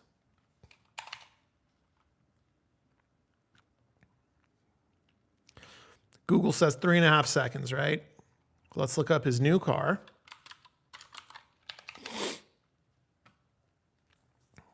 Okay, perfect. So he had an M4, 0 to 60 time, 3.5 seconds or so.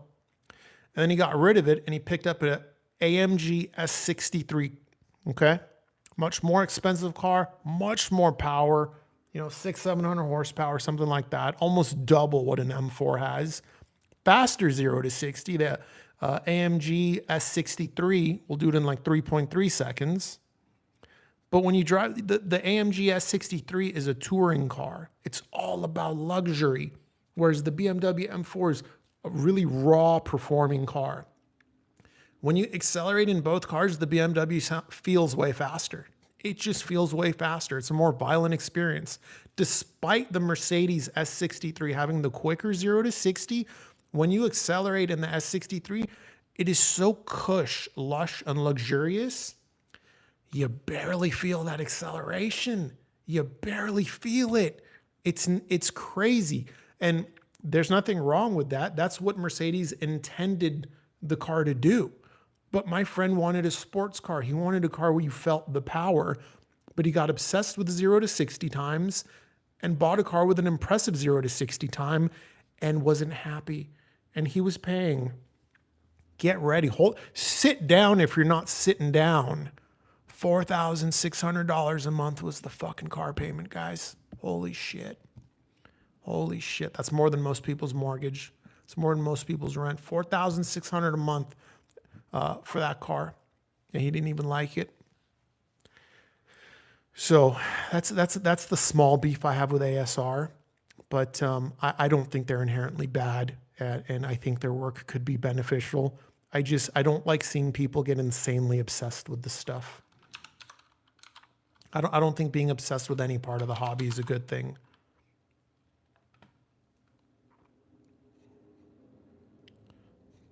Fletcher Munson says New Record Day is now promoting GR's new speaker that he co-designed, and he's not getting anything from that. Ha ha ha. Yeah, like I said, they're more than friends. I'll let you guys determine what that means. Tsukiyomi World. Tsukiyomi World. Tsukiyomi. Why does that sound familiar? Is that a Naruto reference? The Infinite Tsukuyomi. Yes, that is a Naruto reference. Good username. Good username, Tsukuyomi World. Is it normal to receive a full range signal from my Rhythmic L12 even when my crossover sets 80 hertz? No. Sorry guys, I'm sitting on this weird saddle and my shorts are like kind of going, like bunching up. No, Tsukuyomi World. That means you have plugged your RCA cable into your LFE input. And when you do that, it bypasses the internal crossover of the subwoofer, so it makes it run full range. That LFE input is for people who are running AVRs, where the AVR will handle the crossing over, the phase, the frequency. All those settings are in the AVR. So Rhythmic disables it on the sub, so you're not having double filtering happening. So unplug it from the LFE input and plug it into one of the other inputs, and that should fix that. Great username, by the way. Roy Batty, he's talking to Fletcher Munson. Larry Sadman says, no strawberry water. Don't get dehydrated. I have it. It's in the Brewmate. I've got the Waterloo strawberry in the Brewmate. My buddy's wife got me this for Christmas, and it was such a thoughtful gift. I went to work, and it was just sitting on my desk. She snuck into our office and dropped off this Christmas gift for me. She's the owner's wife. That explains how she got into the office. And I felt it. I felt the love. I was so appreciative. I love this cup. It's been working real well for me. And the Waterloo is in here. So we still got it.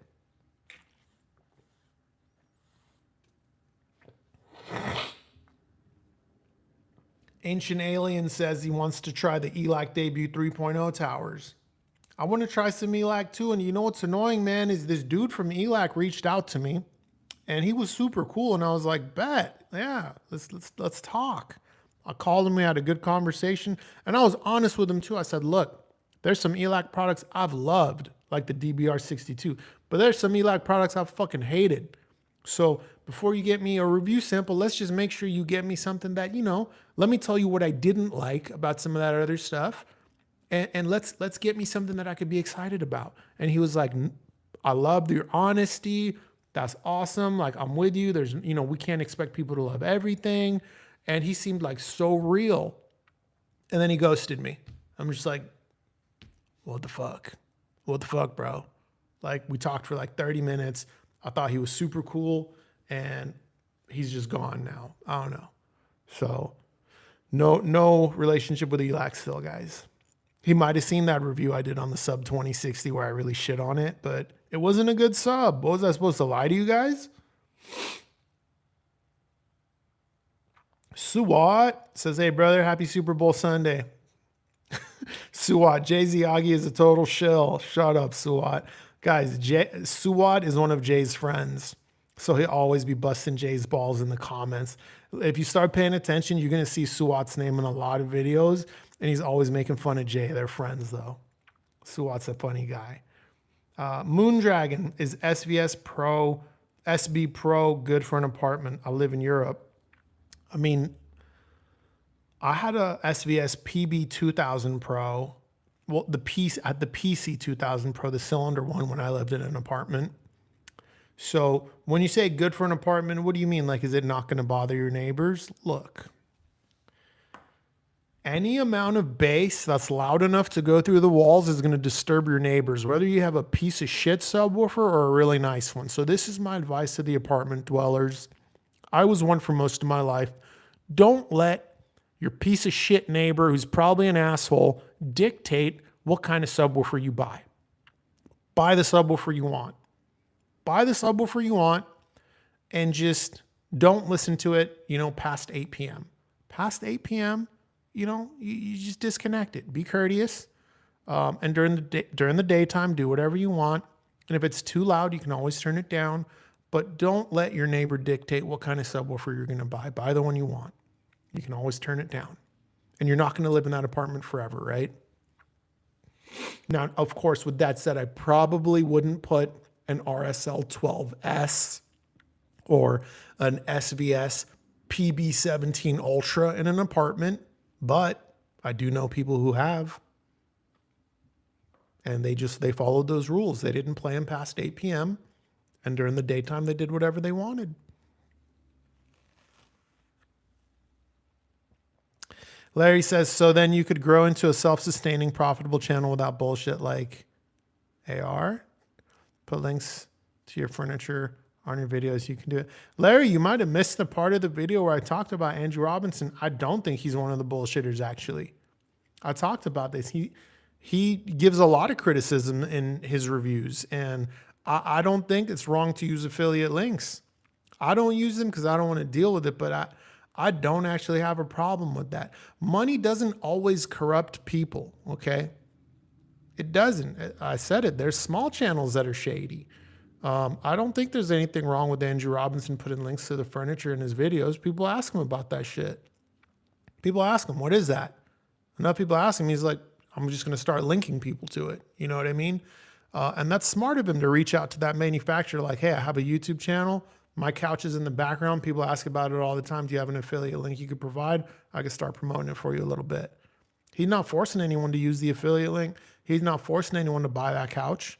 But Andrew Robinson has a beautiful home. Like, I think it would be a missed opportunity for him to not link some of that beautiful stuff in the background, right? There's nothing wrong with that. I think Andrew Robinson tells it like it is for the most part. I watch not all of his videos, but most of the ones I watch, there's always criticism. He doesn't shy away from the criticism at all. I think some of you guys just, you see the very highly produced content and you get a little like, it raises a defense for you because his work is so polished. But that shouldn't. There's people that film on cell phones that lie to you guys.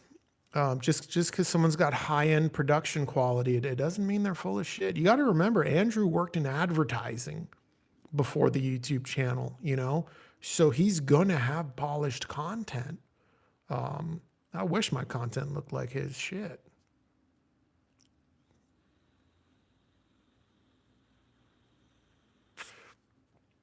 HH Scott says, hey, Nemo, hope all is good. Thank you. Thank you, HH. Stephen Clark, hey, Nemo, how far off for the review of the ATC SCM19? I don't even have the review sample yet. I think it's shipped on Friday. I don't even have it yet, so about 60 days at least. Serge, is there a way to add multiple subs to a system that natively may only support one or two and have them be independent? What do you mean independent? I don't know what you mean by that, but yes, you can add, there are ways to add more subwoofers to a system. For example, let's say your system only has like dual summed mono subwoofer outputs as a pair of them. You have something like an Emotiva TA2 stereo amp. Okay. Sub 1 goes to your left REL Predator 1510, and sub 2 goes to your other REL Predator 1510. Well, the REL Predator 1510 allows you to daisy link more subwoofers, so you can put another 2 on top and another 2 on top, and you can literally have 6 REL Predator HT 1510s just daisy linked off each other on the back from just a pair of subwoofer outputs. And there's other ways to do it too, It just depends on the particular source and the particular subwoofer, but absolutely you could do that. Svalbard 01. Scenario, if you were in Vegas, I'm in Vegas often, I'll be in Vegas next week, and you saw an establishment called Kinky Studio, would you check it out because it reminds you of your system? Svalbard, I would check it out for different reasons, if we're being completely honest. I wouldn't go in there looking for an amplifier. You know what I'm saying? Paul, you have mentioned you are a car guy. What are you into? I like my own car a lot. But I originally came from the old school like Honda crowd. I used to have a 96 Civic hatchback, did a motor swap on it, turbocharged it, was making 420 horsepower and 260 pounds of torque because that's what Honda motors do. When you turbocharge them, they don't make a lot of torque. I was turning that thing to 9,000 RPM. It was a 1.6 liter and it was a lot of fun. And no, it didn't blow up. I have blown up motors. These days, I got a couple more chiclets in my pocket and I drive a nicer car. I have an Audi S7. I have it lowered, 21-inch wheels. I have a little system in it, nothing too crazy. But I like all kinds of cars. You know what I mean? I'm not like an automotive elitist by any means. I think the GR Corolla is super cool. The Civic Type R is super cool. I hate the new BMW design aesthetic. I don't like it at all, but I do think the new M5 does look good despite being super heavy. I don't love what Audi's been doing recently. Porsche, of course, who doesn't like a Porsche 911? You know what I mean? Mercedes design language is all right these days. A lot of their cars are just small, medium, large. They all look the same. I don't love that, but their interiors are, I mean, they're beautiful. You know, I like a lot of shit. I like old muscle cars too. If I saw freaking a restored 65 Mustang with a blown 289 rip up and down the street, I'd be like, oh shit. You know what I mean? Like, I like all kinds of stuff.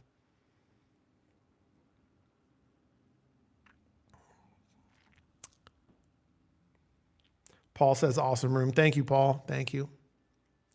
Suat says, Baba Ganoush or hummus? Hummus for sure. All day long, hummus. Roy, why do people say it's better to feel the subwoofer rather than to hear it? You know, because people are NPCs, bro. They read some shit in a review and they just like fucking repeat it all the time. Look, what does that even mean? You know what I'm saying? Like, technically, we hear and feel all of this. You know what I mean? Like, the hi-fi hobby is you hear it and you feel it, you know? And personal taste is a huge factor. There's guys that might not like feeling a bunch of bass and they might have an affinity for the mid bass region. That's 60, 70, 80 hertz, the shit you hear more. They might like that. And if you like that, then hear that, enjoy that, right? I don't like these sayings that are like these absolutes, these iron laws. I think it's ridiculous.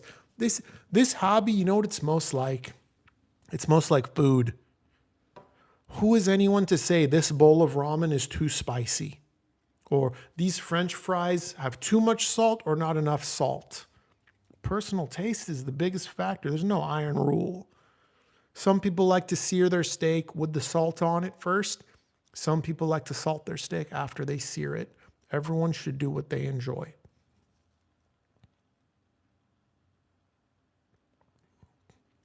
Jason Texman, in Italy, the name Andrea is used as a male name. Okay. Yeah. I mean, that's one. Yeah. Yeah. There we go. So a male name that ends in A. But you see, you've probably been thinking about it for a while and you got one. It's still very uncommon. Roy says, I've heard subwoofers that come with sound bars now in RSL Mark II. Oh, he's talking to Suat. Paul says, I have met you. You are so real. No way you are doing any review baited or directed. Thank you. You probably met me at Expona. Bill Bloomfield, ignore the whack-ass comments. Trust what you are doing. Your approach is straightforward. No bullshit. Keep it up. Thank you, brother. I appreciate it, Bill.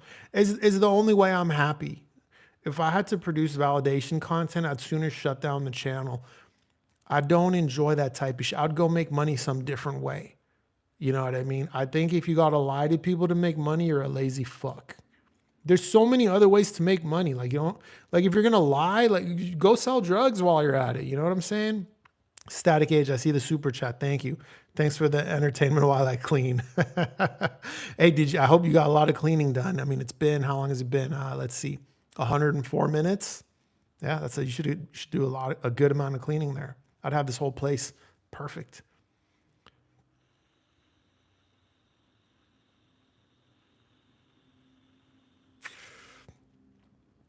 Eric says room will be used for both. Wait. Sammy says, check the music fidelity A1 integrated. Class A in the mid-range is to die for. I think he's talking to someone else. Eric says his room will be used both theater and probably 50-50. Room has a 3-car garage his old lady made him move into. Love that. Suat Nemo, regarding Danny Ritchie, this feels like an episode of What Keeps It Real Goes Wrong. When Keeping It Real Goes Wrong. You know what that reminds me of? Have you guys seen that old video where it's like, it's a parody of the old phone sex commercials that used to be on TV? Where, you know, be a girl, she'd be like, are you looking for a good time? Call this number and talk to beautiful women. But it's this guy, and he's like, you want to talk some shit? Call this number. We got all kinds of dudes ready to talk shit. And it's hilarious. I love that video. Taffy says ASR didn't like the SCM19 based on graphs. Yeah, you know, like that's just window shopping though. Then that's the side of ASR I don't like. Like, how are you going to window shop? How is what ASR did, not liking an ATC speaker based on the graphs, how is that any different than all of us who can't afford a Ferrari, right? Maybe some of you can, but most of us can't. If we're all just looking at the specs of this Ferrari and we're just criticizing it, right? We see people do that on the internet all the time, right? You're window shopping. You know nothing. You have no real world experience. You certainly have no firsthand experience on the product. And you have the arrogance to judge it, to talk about it as if you have experienced it. It's like, that's like looking at someone's hamburger and being like, that doesn't taste good. You didn't even try the hamburger. How do you know? Now, you can look at a hamburger and you can judge its looks. Let's say it's medium and you don't like your hamburger medium. You could say, I don't think I'll like that. I can tell it's medium. I don't usually like medium, you know, or, you know, it looks like that's using a sesame seed bun. I don't like sesame seed buns. Okay. But like these measurements, they don't always directly translate to real world use. Like I owned the Revel M16 Concerta 2 for 2 years. If you look at its frequency response on ASR, it's rolled off. It goes down like it's warm and rolled off. That is not a warm and rolled off speaker. It's energetic in the top end. Even the guy I sold it to is like, yeah, this is an energetic speaker. But I get assholes from ASR that comment on that old video where I said it's a little energetic. They're like, it's not what the measurements show. I'm like, have you heard it? And they're like, doesn't matter. It's not what the measurements show. And I'm just like, fuck you. You don't know what you're talking about. Like someone window shopping does not trump someone else's real world firsthand experience, you know? Yeah, Barkasha, you said it. Buying a car based on 0 to 60 times is like buying a speaker purely on, you know, its frequency response. But people do that. People will buy a speaker based on its frequency response, which is, it's crazy. That's you shouldn't do that, you know, but hey, whatever. Adelson Rodriguez says making a decision for measurements and specs, etc., is like saying all water tastes the same. Yeah. It just isn't true if you're a human being. But if you're lab equipment or a microphone, possibly, yeah. And that's another thing, right, Edelson? Like ears are not microphones. And I'm not suggesting measurements are useless. If you're a speaker engineer designing a cabinet, measurements are very important. I've designed my own cabinets for car audio subwoofers hundreds of times. I've designed cabinets for my friends' boats, for custom subwoofer enclosures. These measurements matter a lot, especially when we're doing something like port tuning frequency. And there are certain measurements that can be important. I'll give you an example. My room's natural resonance frequency is about 40 hertz. Because of that, I have a hard time reviewing subwoofers that are vented if they have a port tuning frequency of 40 hertz. Now, most subwoofers don't have a 40 hertz tuning frequency. That's pretty fucking high for a home audio product, but some do. Usually I consider that consumer voicing. I don't like those subwoofers to begin with. But those subwoofers sound twice as bad in my room, so I stay away from them, right? And it's the same, like, let's say you measure your room and you're like, dude, my room has like a lot of reflections. Like it has a lot of like just energetics, and speakers that are like neutral sound bright in my room, and I don't like brightness. Well, you probably don't want a speaker like a Bowers and Wilkins 607 that has a big rise in the treble, right? So there are some things to look out for, but when you become obsessive about it, that's when it's not good. Being an extremist about anything isn't good.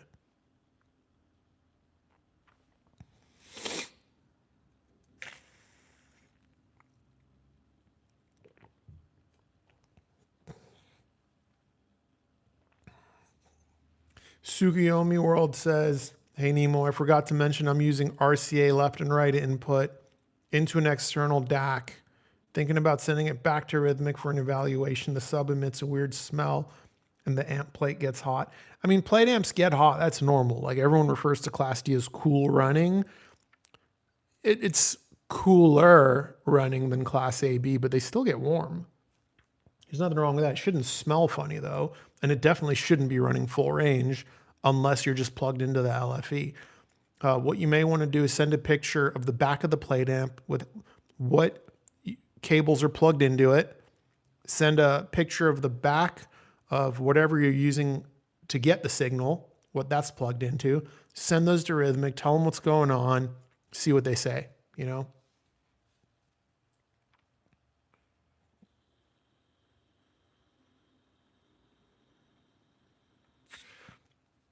Porky Prog says, dude, I picked up those Serwin Vega bookshelves, added no-res damping, some Russ Andrews wool used for coats of Duratex, and some other little upgrades. Wow, the sound is wow at the sound running a tube setup. Yeah, that Serwin Vega LA 165 is great. Its cabinet does have some resonance, so what you did is good. Even though you used one of Danny's products, I don't care. I don't care what kind of resonance material you use. His res material is kind of expensive, but people say it works, and it probably does. He probably came up with something decent there. But yeah, that's most cheap speakers have some some cabinet resonance. They're not like built super well, so I don't do tweaks myself, but based on what I know, I think you did the right tweaks for that speaker, man. Good job. Suwat says, I live in a townhome with 2 JL Audio E112s, and I'm proud to say I've not received any noise complaints. Good job, brother. Good job, because those E112s pound. Those are very powerful 12-inch subwoofers. Very small, but very beastly. Porky Prog says, FYI, those new Opera Prima V2s look top-notch. I don't know what that is. Let's look that up. Let's look it up. It's very rare that I go through a whole live stream without having to look something up because I'm not exactly an encyclopedia. I can't find anything. Is that a speaker? Let's try Opera Prima speaker. Oh, yeah. Almost looks like a little Sonos Fabry. I don't really know nothing about him, though.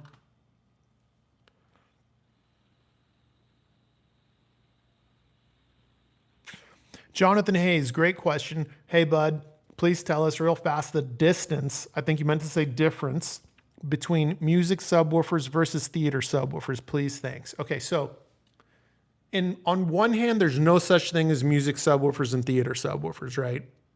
What I like to say is there are subwoofers that are great for everything. There are subwoofers that are maybe a little better for music only. And there are subwoofers that might be better for theater only. I like to call those LFE subwoofers, right? I'll give you an example, something like the Klipsch RP1200 SW. I consider that an LFE subwoofer. It's going to bring a lot of rumble to the table in a theater environment, but its leading edges lack the articulation and clarity that you may want for music. Its note-to-note distinction isn't all that great, but it can rumble like hell. That's what you want an LFE subwoofer to do. Then let's switch gears to something that I might prefer for music only, something like a Rel T7X. Now, you can use it for theater also, and some people do, as an LFE sub, but it's a little sub. It's got an 8-inch driver. It's got really good sonic detail and clarity in the leading edges. It's going to be fantastic for music. And you can plug it in, to the LFE channel, and it'll provide some LFE for your movies. But being just an 8-inch, it can't bring to the table, that real LFE extension. It's just too small, right?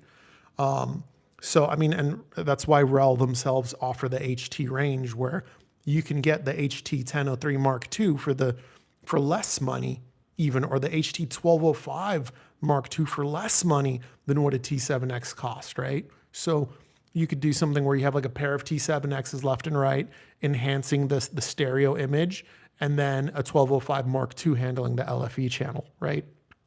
And I'll give you an example of a sub that can kind of just do everything. RSL 12S, big honking subwoofer. It can rumble like hell, but it also has good, clarity in the leading edges, good enough note-to-note distinction to also just handle music in a good double duty system. Figure you've got a set of Klipsch towers or something. You want to bring big bass to the table. That RSL 12S will do it. You want to switch to music sometimes. That RSL 12S will do it.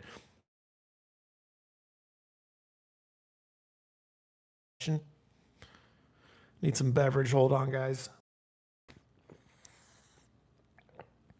Holy shit, 115 minutes. We're really going the distance today. MD Chaz says, I just ordered a mini DSP 2x4 HD to connect to a second SVS SP3000. It will require some tinkering. Yeah, you might want to get a UMIC 1 and download REW before you start tinkering too much. I'm surprised you got that mini DSP though. SVS subwoofers have a lot of setup options already. You might not need it. Unless you're trying to high pass your speakers, then, maybe. Fletcher Munson says the reason people appreciate you is you're an original. I thought it was the beard, but I mean, I'll take the original. Shit, why not? Larry says, I get that. You said you couldn't grow into a for-profit channel without the BS, but by Andrew's example, you could. I'm not saying it's not possible, right? But let's be honest, guys. Andrew Robinson outworks me 10x. He puts way more effort and time into his channel than I do. So he has reaped the benefit. I'm not sure I got that in me. He also has an understanding of, base level skill of video production that I don't have, right? He talked about it in one of his live streams. I think he produced a movie at one point. So I'm not saying he doesn't have to learn more as he goes. I'm sure he does, but I know nothing about video editing and production. That would be a serious undertaking for anyone who has my level of knowledge and experience in video production, editing, software, cameras. To up my quality to someone like Andrew Robinson would be a serious undertaking. And you got to realize too, someone like Andrew Robinson, he's like into cameras also. Like that's also a side hobby of his. He's talked about it. He loves cameras and lenses and he knows about all that, right? He enjoys that. I don't. So it would just be this big chore for me. I don't care about video editing and software and making it look pretty. I think he enjoys a little bit of that process, right?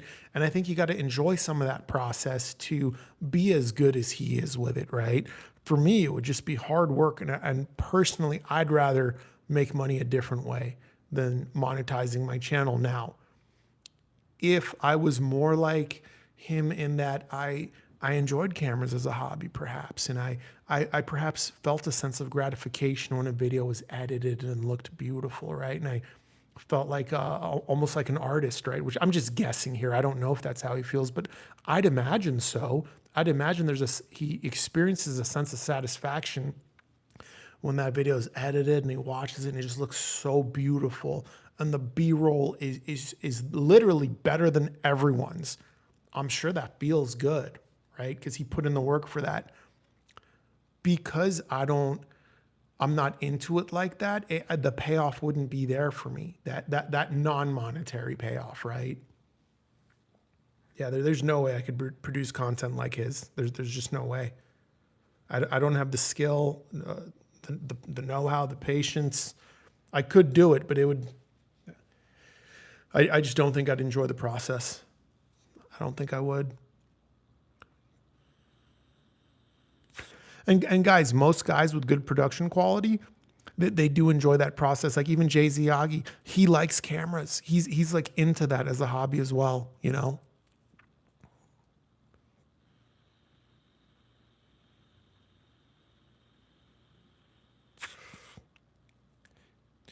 Serge says, is there a big difference in dual mono subs versus stereo subs? Depends on the room. Some rooms are going to sound better with stereo subs. Some rooms are going to sound better with dual mono. I could go either way in my room. I tend to run dual mono when I'm using like actually I do both. I go back and forth. Yeah. I don't have a strong preference in my room one way or the other. I would say if you're doing theater, probably better to do dual mono. Stereo, you can go either way.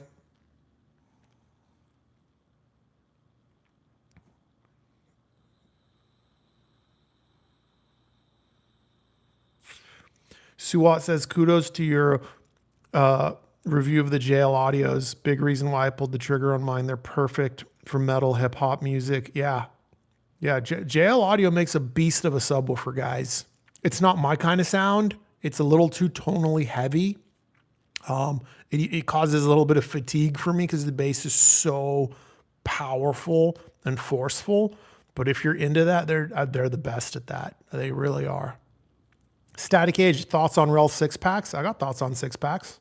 I went to Upscale Audio's 6-pack event. I heard the Carbon Special 6-pack, the S812 6-pack, as well as the Predator 1510 6-pack. Let me know which one you want to hear about, and I'll chat about it. YouTube just gave me an alert. Static Age, your super chat was the 20th super chat I've ever received on a live stream. Thank you. Eric Postian, is the Kabas streamer amp worth it? I've only seen it in the background of your video. I was thinking about going down the upscale and picking it up. I reviewed it. No one watched that video. This pisses me off so much. I'm not mad at you, bro. I'm not mad at you, bro. But look, let me go to my YouTube. Like, this is what I don't understand. That was last week's review. I reviewed the Antigua, the Abyss amp streamer, and the Menorca because so many people asked for it. And that video has been out for 8 days and it only has 1,800 views. The video I just published yesterday, 5 speakers for bass power, has 6,300 views. I don't understand this. I don't understand why that happens. I don't get it. Like sometimes like my videos just like totally flop, you know? And that Kabas video of the Abyss amp totally flopped. Watch the review, bro. If you have a question afterwards, put a comment in that video. I'll answer your question. You guys know I answer like 99% of the questions when you guys comment on videos. Static Age says, yep, both bathroom and kitchen deep cleaned and laundry gone. Fuck yeah, that's what I'm talking about. Roy Batty says, I'll give Amir points for debunking a lot of the uber expensive audio and power cable snake oil. I mean, did he debunk them? If someone buys them, if someone buys $50,000 cables, they got a $500,000 sound system.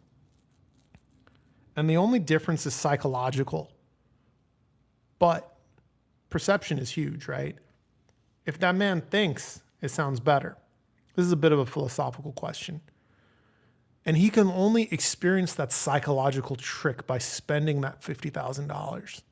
And to him, it's worth it. Was it a bad purchase? Was it a bad purchase? You know what I mean? It's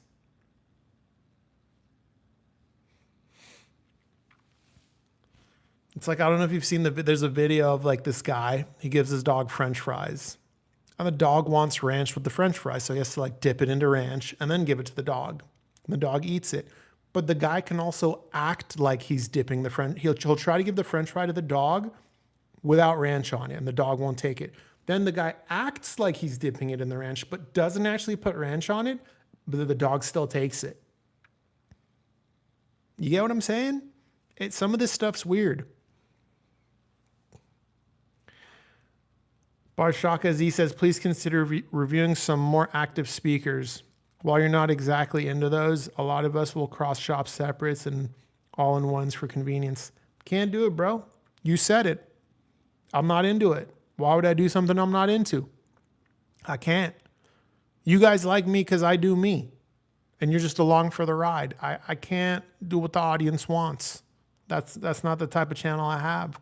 I will sometimes take suggestions. I only reviewed the Kabas stuff because you guys wanted me to, but I too was a little curious, you know. But I will very rarely do something I don't want to do just because the audience wants it.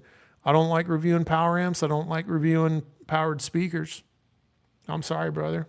I do this for fun and for free. Why would I do a product category I don't enjoy? Doesn't make any sense, right?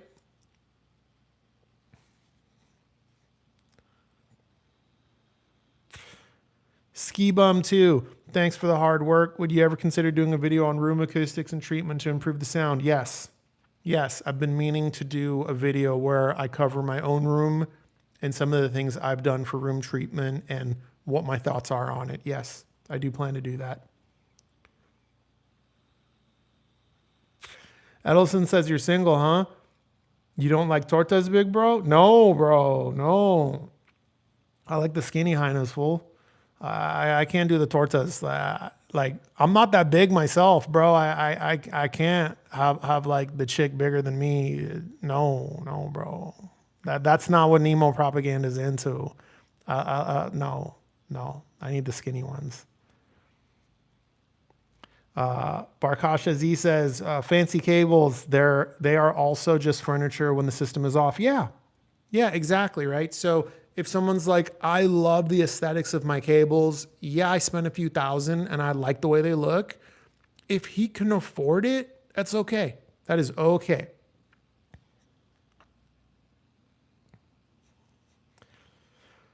Rockroll says, so, Rockroll, are we watching the Super Bowl tonight? I'm not into football. My father failed me.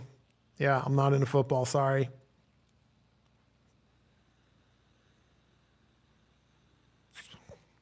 He says he didn't see the Keel Bosses streamer video on here either. But now that you've told me I'm going to watch it. Yeah, no one watched that Kabas video. I don't know. Maybe the thumbnail wasn't good. Maybe it was my fault. I don't know. Looks like the questions are slowing down. It's been 126 minutes. This is probably one of my longest streams. I usually stop when you guys stop. This kind of feels like a natural stop. So I'll give you guys a couple of seconds to get out any burning desires. If there's enough, we'll keep going. If not, I'm not going to overstay my welcome.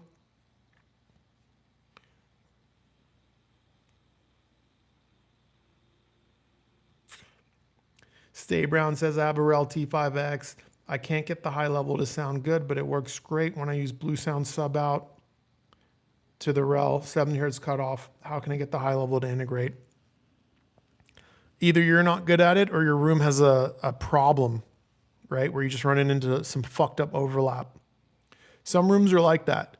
If your room sounds best doing that high pass perfect crossover using the Blue Sound, just do that, bro. Just do that. Don't let the FOMO make you set it up some other way that doesn't sound as good just because people on the internet say high level sounds better. High level can sound better, and you're perfect proof that that's not always the case.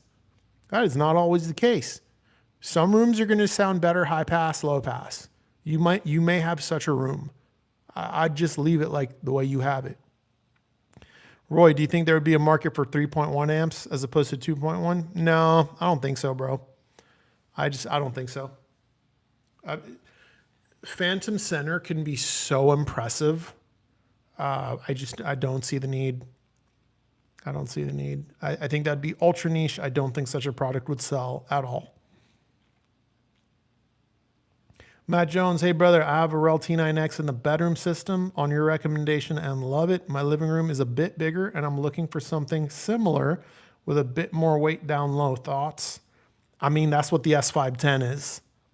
You didn't mention a budget.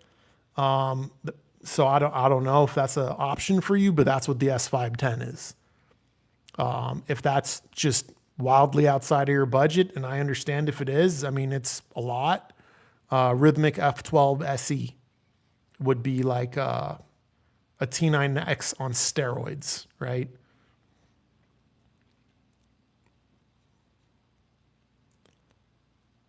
A lot of comments coming in. Rock and roll. Have a great night, bro, and everyone else. Later, Rock. Good seeing you. Serge, what can I do if I want to add some warmth to my system? Tell us what you have. You know, R2R DAC will do it. Sometimes people do it with the tube preamp. Like, it just depends. But like, if your system is inherently cold, like if you've got Emotiva amps and Revel speakers, like you're not adding much warmth. Like, it's never going to sound super warm. Like, adding warmth to a cold system is never going to be even close to as warm as just using warm speakers, right? There's no DAC that will make a full cal speaker sound like a Dynaudio Evoke 20. That just doesn't exist. So Serge is, he answered. Yeah. I thought you were, I remember reading your comment earlier. I thought you were the same guy. Yeah. So you already have R2R DAC. So you're using Emotiva and Revel. Those are cold. Those are analytical products. You're as warm as you're going to get, baby. I'm sorry. You would have to switch speakers or switch amps. Switching speakers is going to get you the most warmth. I don't know if that's for you, though. Not everyone likes warm. You know, warm sounds audiophily. And it is, but so is analytical. You might just like the analytical sound. I think I skipped a comment, though. Edison says, I'm really enjoying the stream. This is what I expect Zero Fidelity to be like. He disappointed. You didn't in regards to character. Well, Sean talked a little too much shit for a while. Okay? Sean was talking too much shit, and he knows that, and that's why he slowed down and on talking about people. Like in one of his live streams, like someone asked him something about someone, and he said something like, I'm not here to talk about people. I'm here to talk about products. And I respect that, you know, because I've talked to him about that. And he knows he was like, he got a little carried away. Like, if you pay attention, I'm not counting anyone's money. You know what I'm saying? I'm not doing that. I don't think that's good to do, right?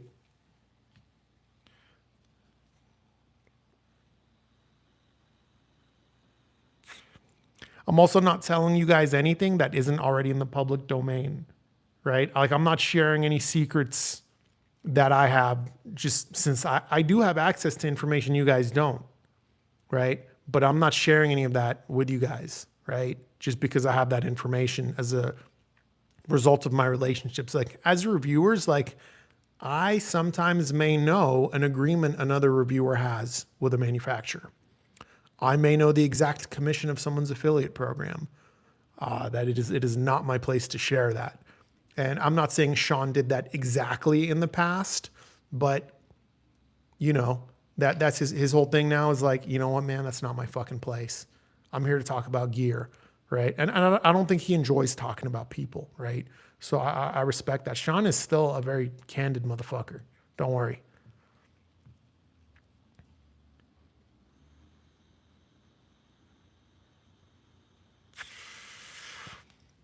So Stay Brown says, thank you, but I'm looking to use high level with my turntable.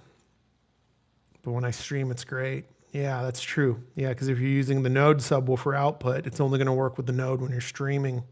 Shit. That's tough, bro. You know, it's tough because I don't know what issues your room is having. But my guess is your speakers just have a lot of bass. And what speakers do you have? How about that? Let's start with that. Who was that? Stay Brown. Yeah, Stay Brown. Tell me what speakers you have, because some speakers have really fucked up port behavior. And those types of speakers will just always be a nightmare to manually integrate without a high pass. I see you answered. Let me answer some other people's questions. I'm just going to go in order or I'll lose track.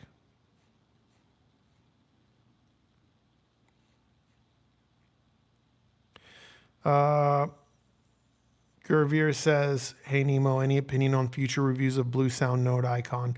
No, the master distributor for Blue Sound is they're like kind of hard to work with. Unless maybe I'll get it from Upscale Audio, though. We'll see. Maybe. I do like Blue Sound products, but their distributor, like they think they're like they act like they're billionaires. Like they're like big pinky up energy. They wouldn't like me or my style, but I can get it from upscale. So maybe.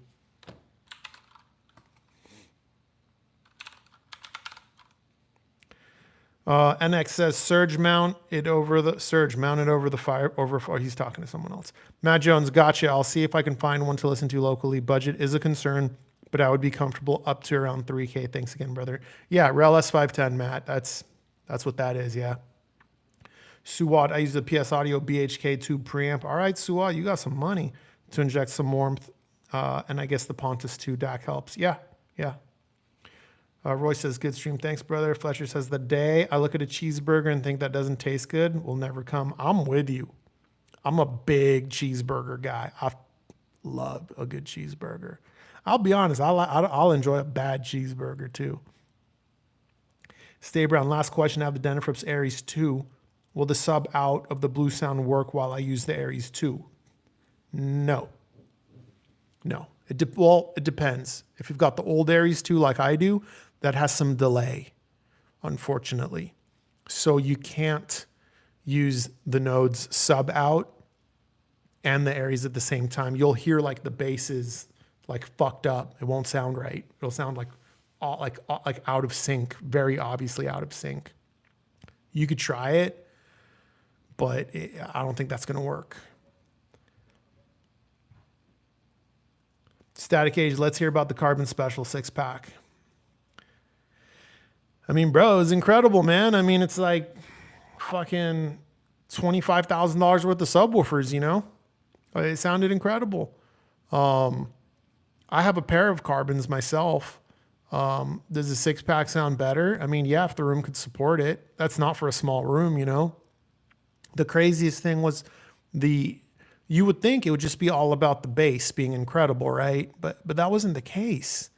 That foundational bass that the Carbon 6-pack laid down affected high frequencies.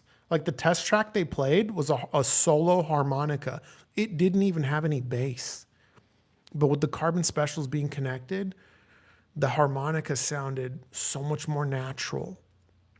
It was more refined. And then when they disconnected the 6-pack and played just the harmonica, there was like a bite to it, an edge to it that was a little rough on the ears. It was really an incredible experience for those with the pockets to afford it and the room to support it. No hate, do it. You know, I mean, it's incredible. Stay Brown. So the Tannoy Eatons, I don't know anything about those. I'm sorry, but they could have some like really violent port behavior, and that could be the reason you're having a hard time.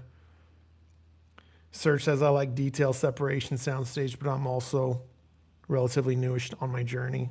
You make warmth sound good, like I'm missing something in my system. You might be, you might not be, you know, I mean, you could try to like go to a local dealer and demo some warm speakers. Elson said, Rodriguez says, I like how did you get into hi-fi? Got bored chasing chicks at the swap meet? No. I was always into it. As a kid, man. You know, I grew up in the hood, so it's not uncommon to see a car drive by with the bass cranking, you know, and I'm like, oh, like I like that. What is that, you know? I had like little computer speakers as a kid, connected to a CD player, and I like that. It was a CD player I found in the trash, and it skipped a lot, but I made it work. I grew up like very poor, and you know, like in the hood, you just come across like little deals. There's always like some crackhead selling something. Like one of my first amps was this old Yamaha. I bought it off a crackhead for $35. I don't know where he got it from, but we could probably guess. But that's just not a big deal in the hood, you know. And I always had an affinity for good sound and stereos.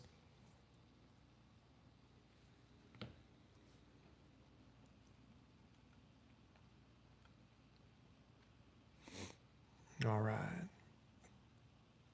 Jonathan Moore, hey Broham, give a shout out to my uncle, Willie Fistergosh. He's a huge fan. Shout out Willie. We appreciate you. That's good to know. Flesher says switching from silver-plated cables to full-on copper will warm your system a bit. Yeah, I don't like silver myself. I just stick to copper. But, guys, 140 minutes. This is a record. I'm starting to get tired. We're going to call it a stream, okay? So thank you for tuning in. If you're a football fan, I hope you enjoy the Super Bowl. I hope your team wins. If your team doesn't win, don't let it ruin your day, okay? Don't let it ruin your day. I promise you, those athletes, they don't care about you. I promise you. It's like a celebrity. They don't know who we are, right? Only upcoming reviews I have right now are the live UDDC, Choco Ime, ATC's sending a set of the SCM19s. What else? I did email Dine Audio and I was like, hey, I never heard the EMIT 20. I love the EMIT 10. Send me an EMIT 20. And they were like, yeah, no problem. And I was like, hey, what's up with your subwoofers? And they're like, you want a subwoofer to review? And I was like, yeah, let's do it. So they said they're gonna send me the Sub 6. Hey, John K, what's up, man? I like your house. Thank you. So everyone just saying, they enjoy the chat and all that. Yeah. Thank you guys. All right, guys. Well, look, this was the first stream of 2025. It won't be the last. Thank you, everyone, for being in here. To the haters, whatever. Nothing we could do about them.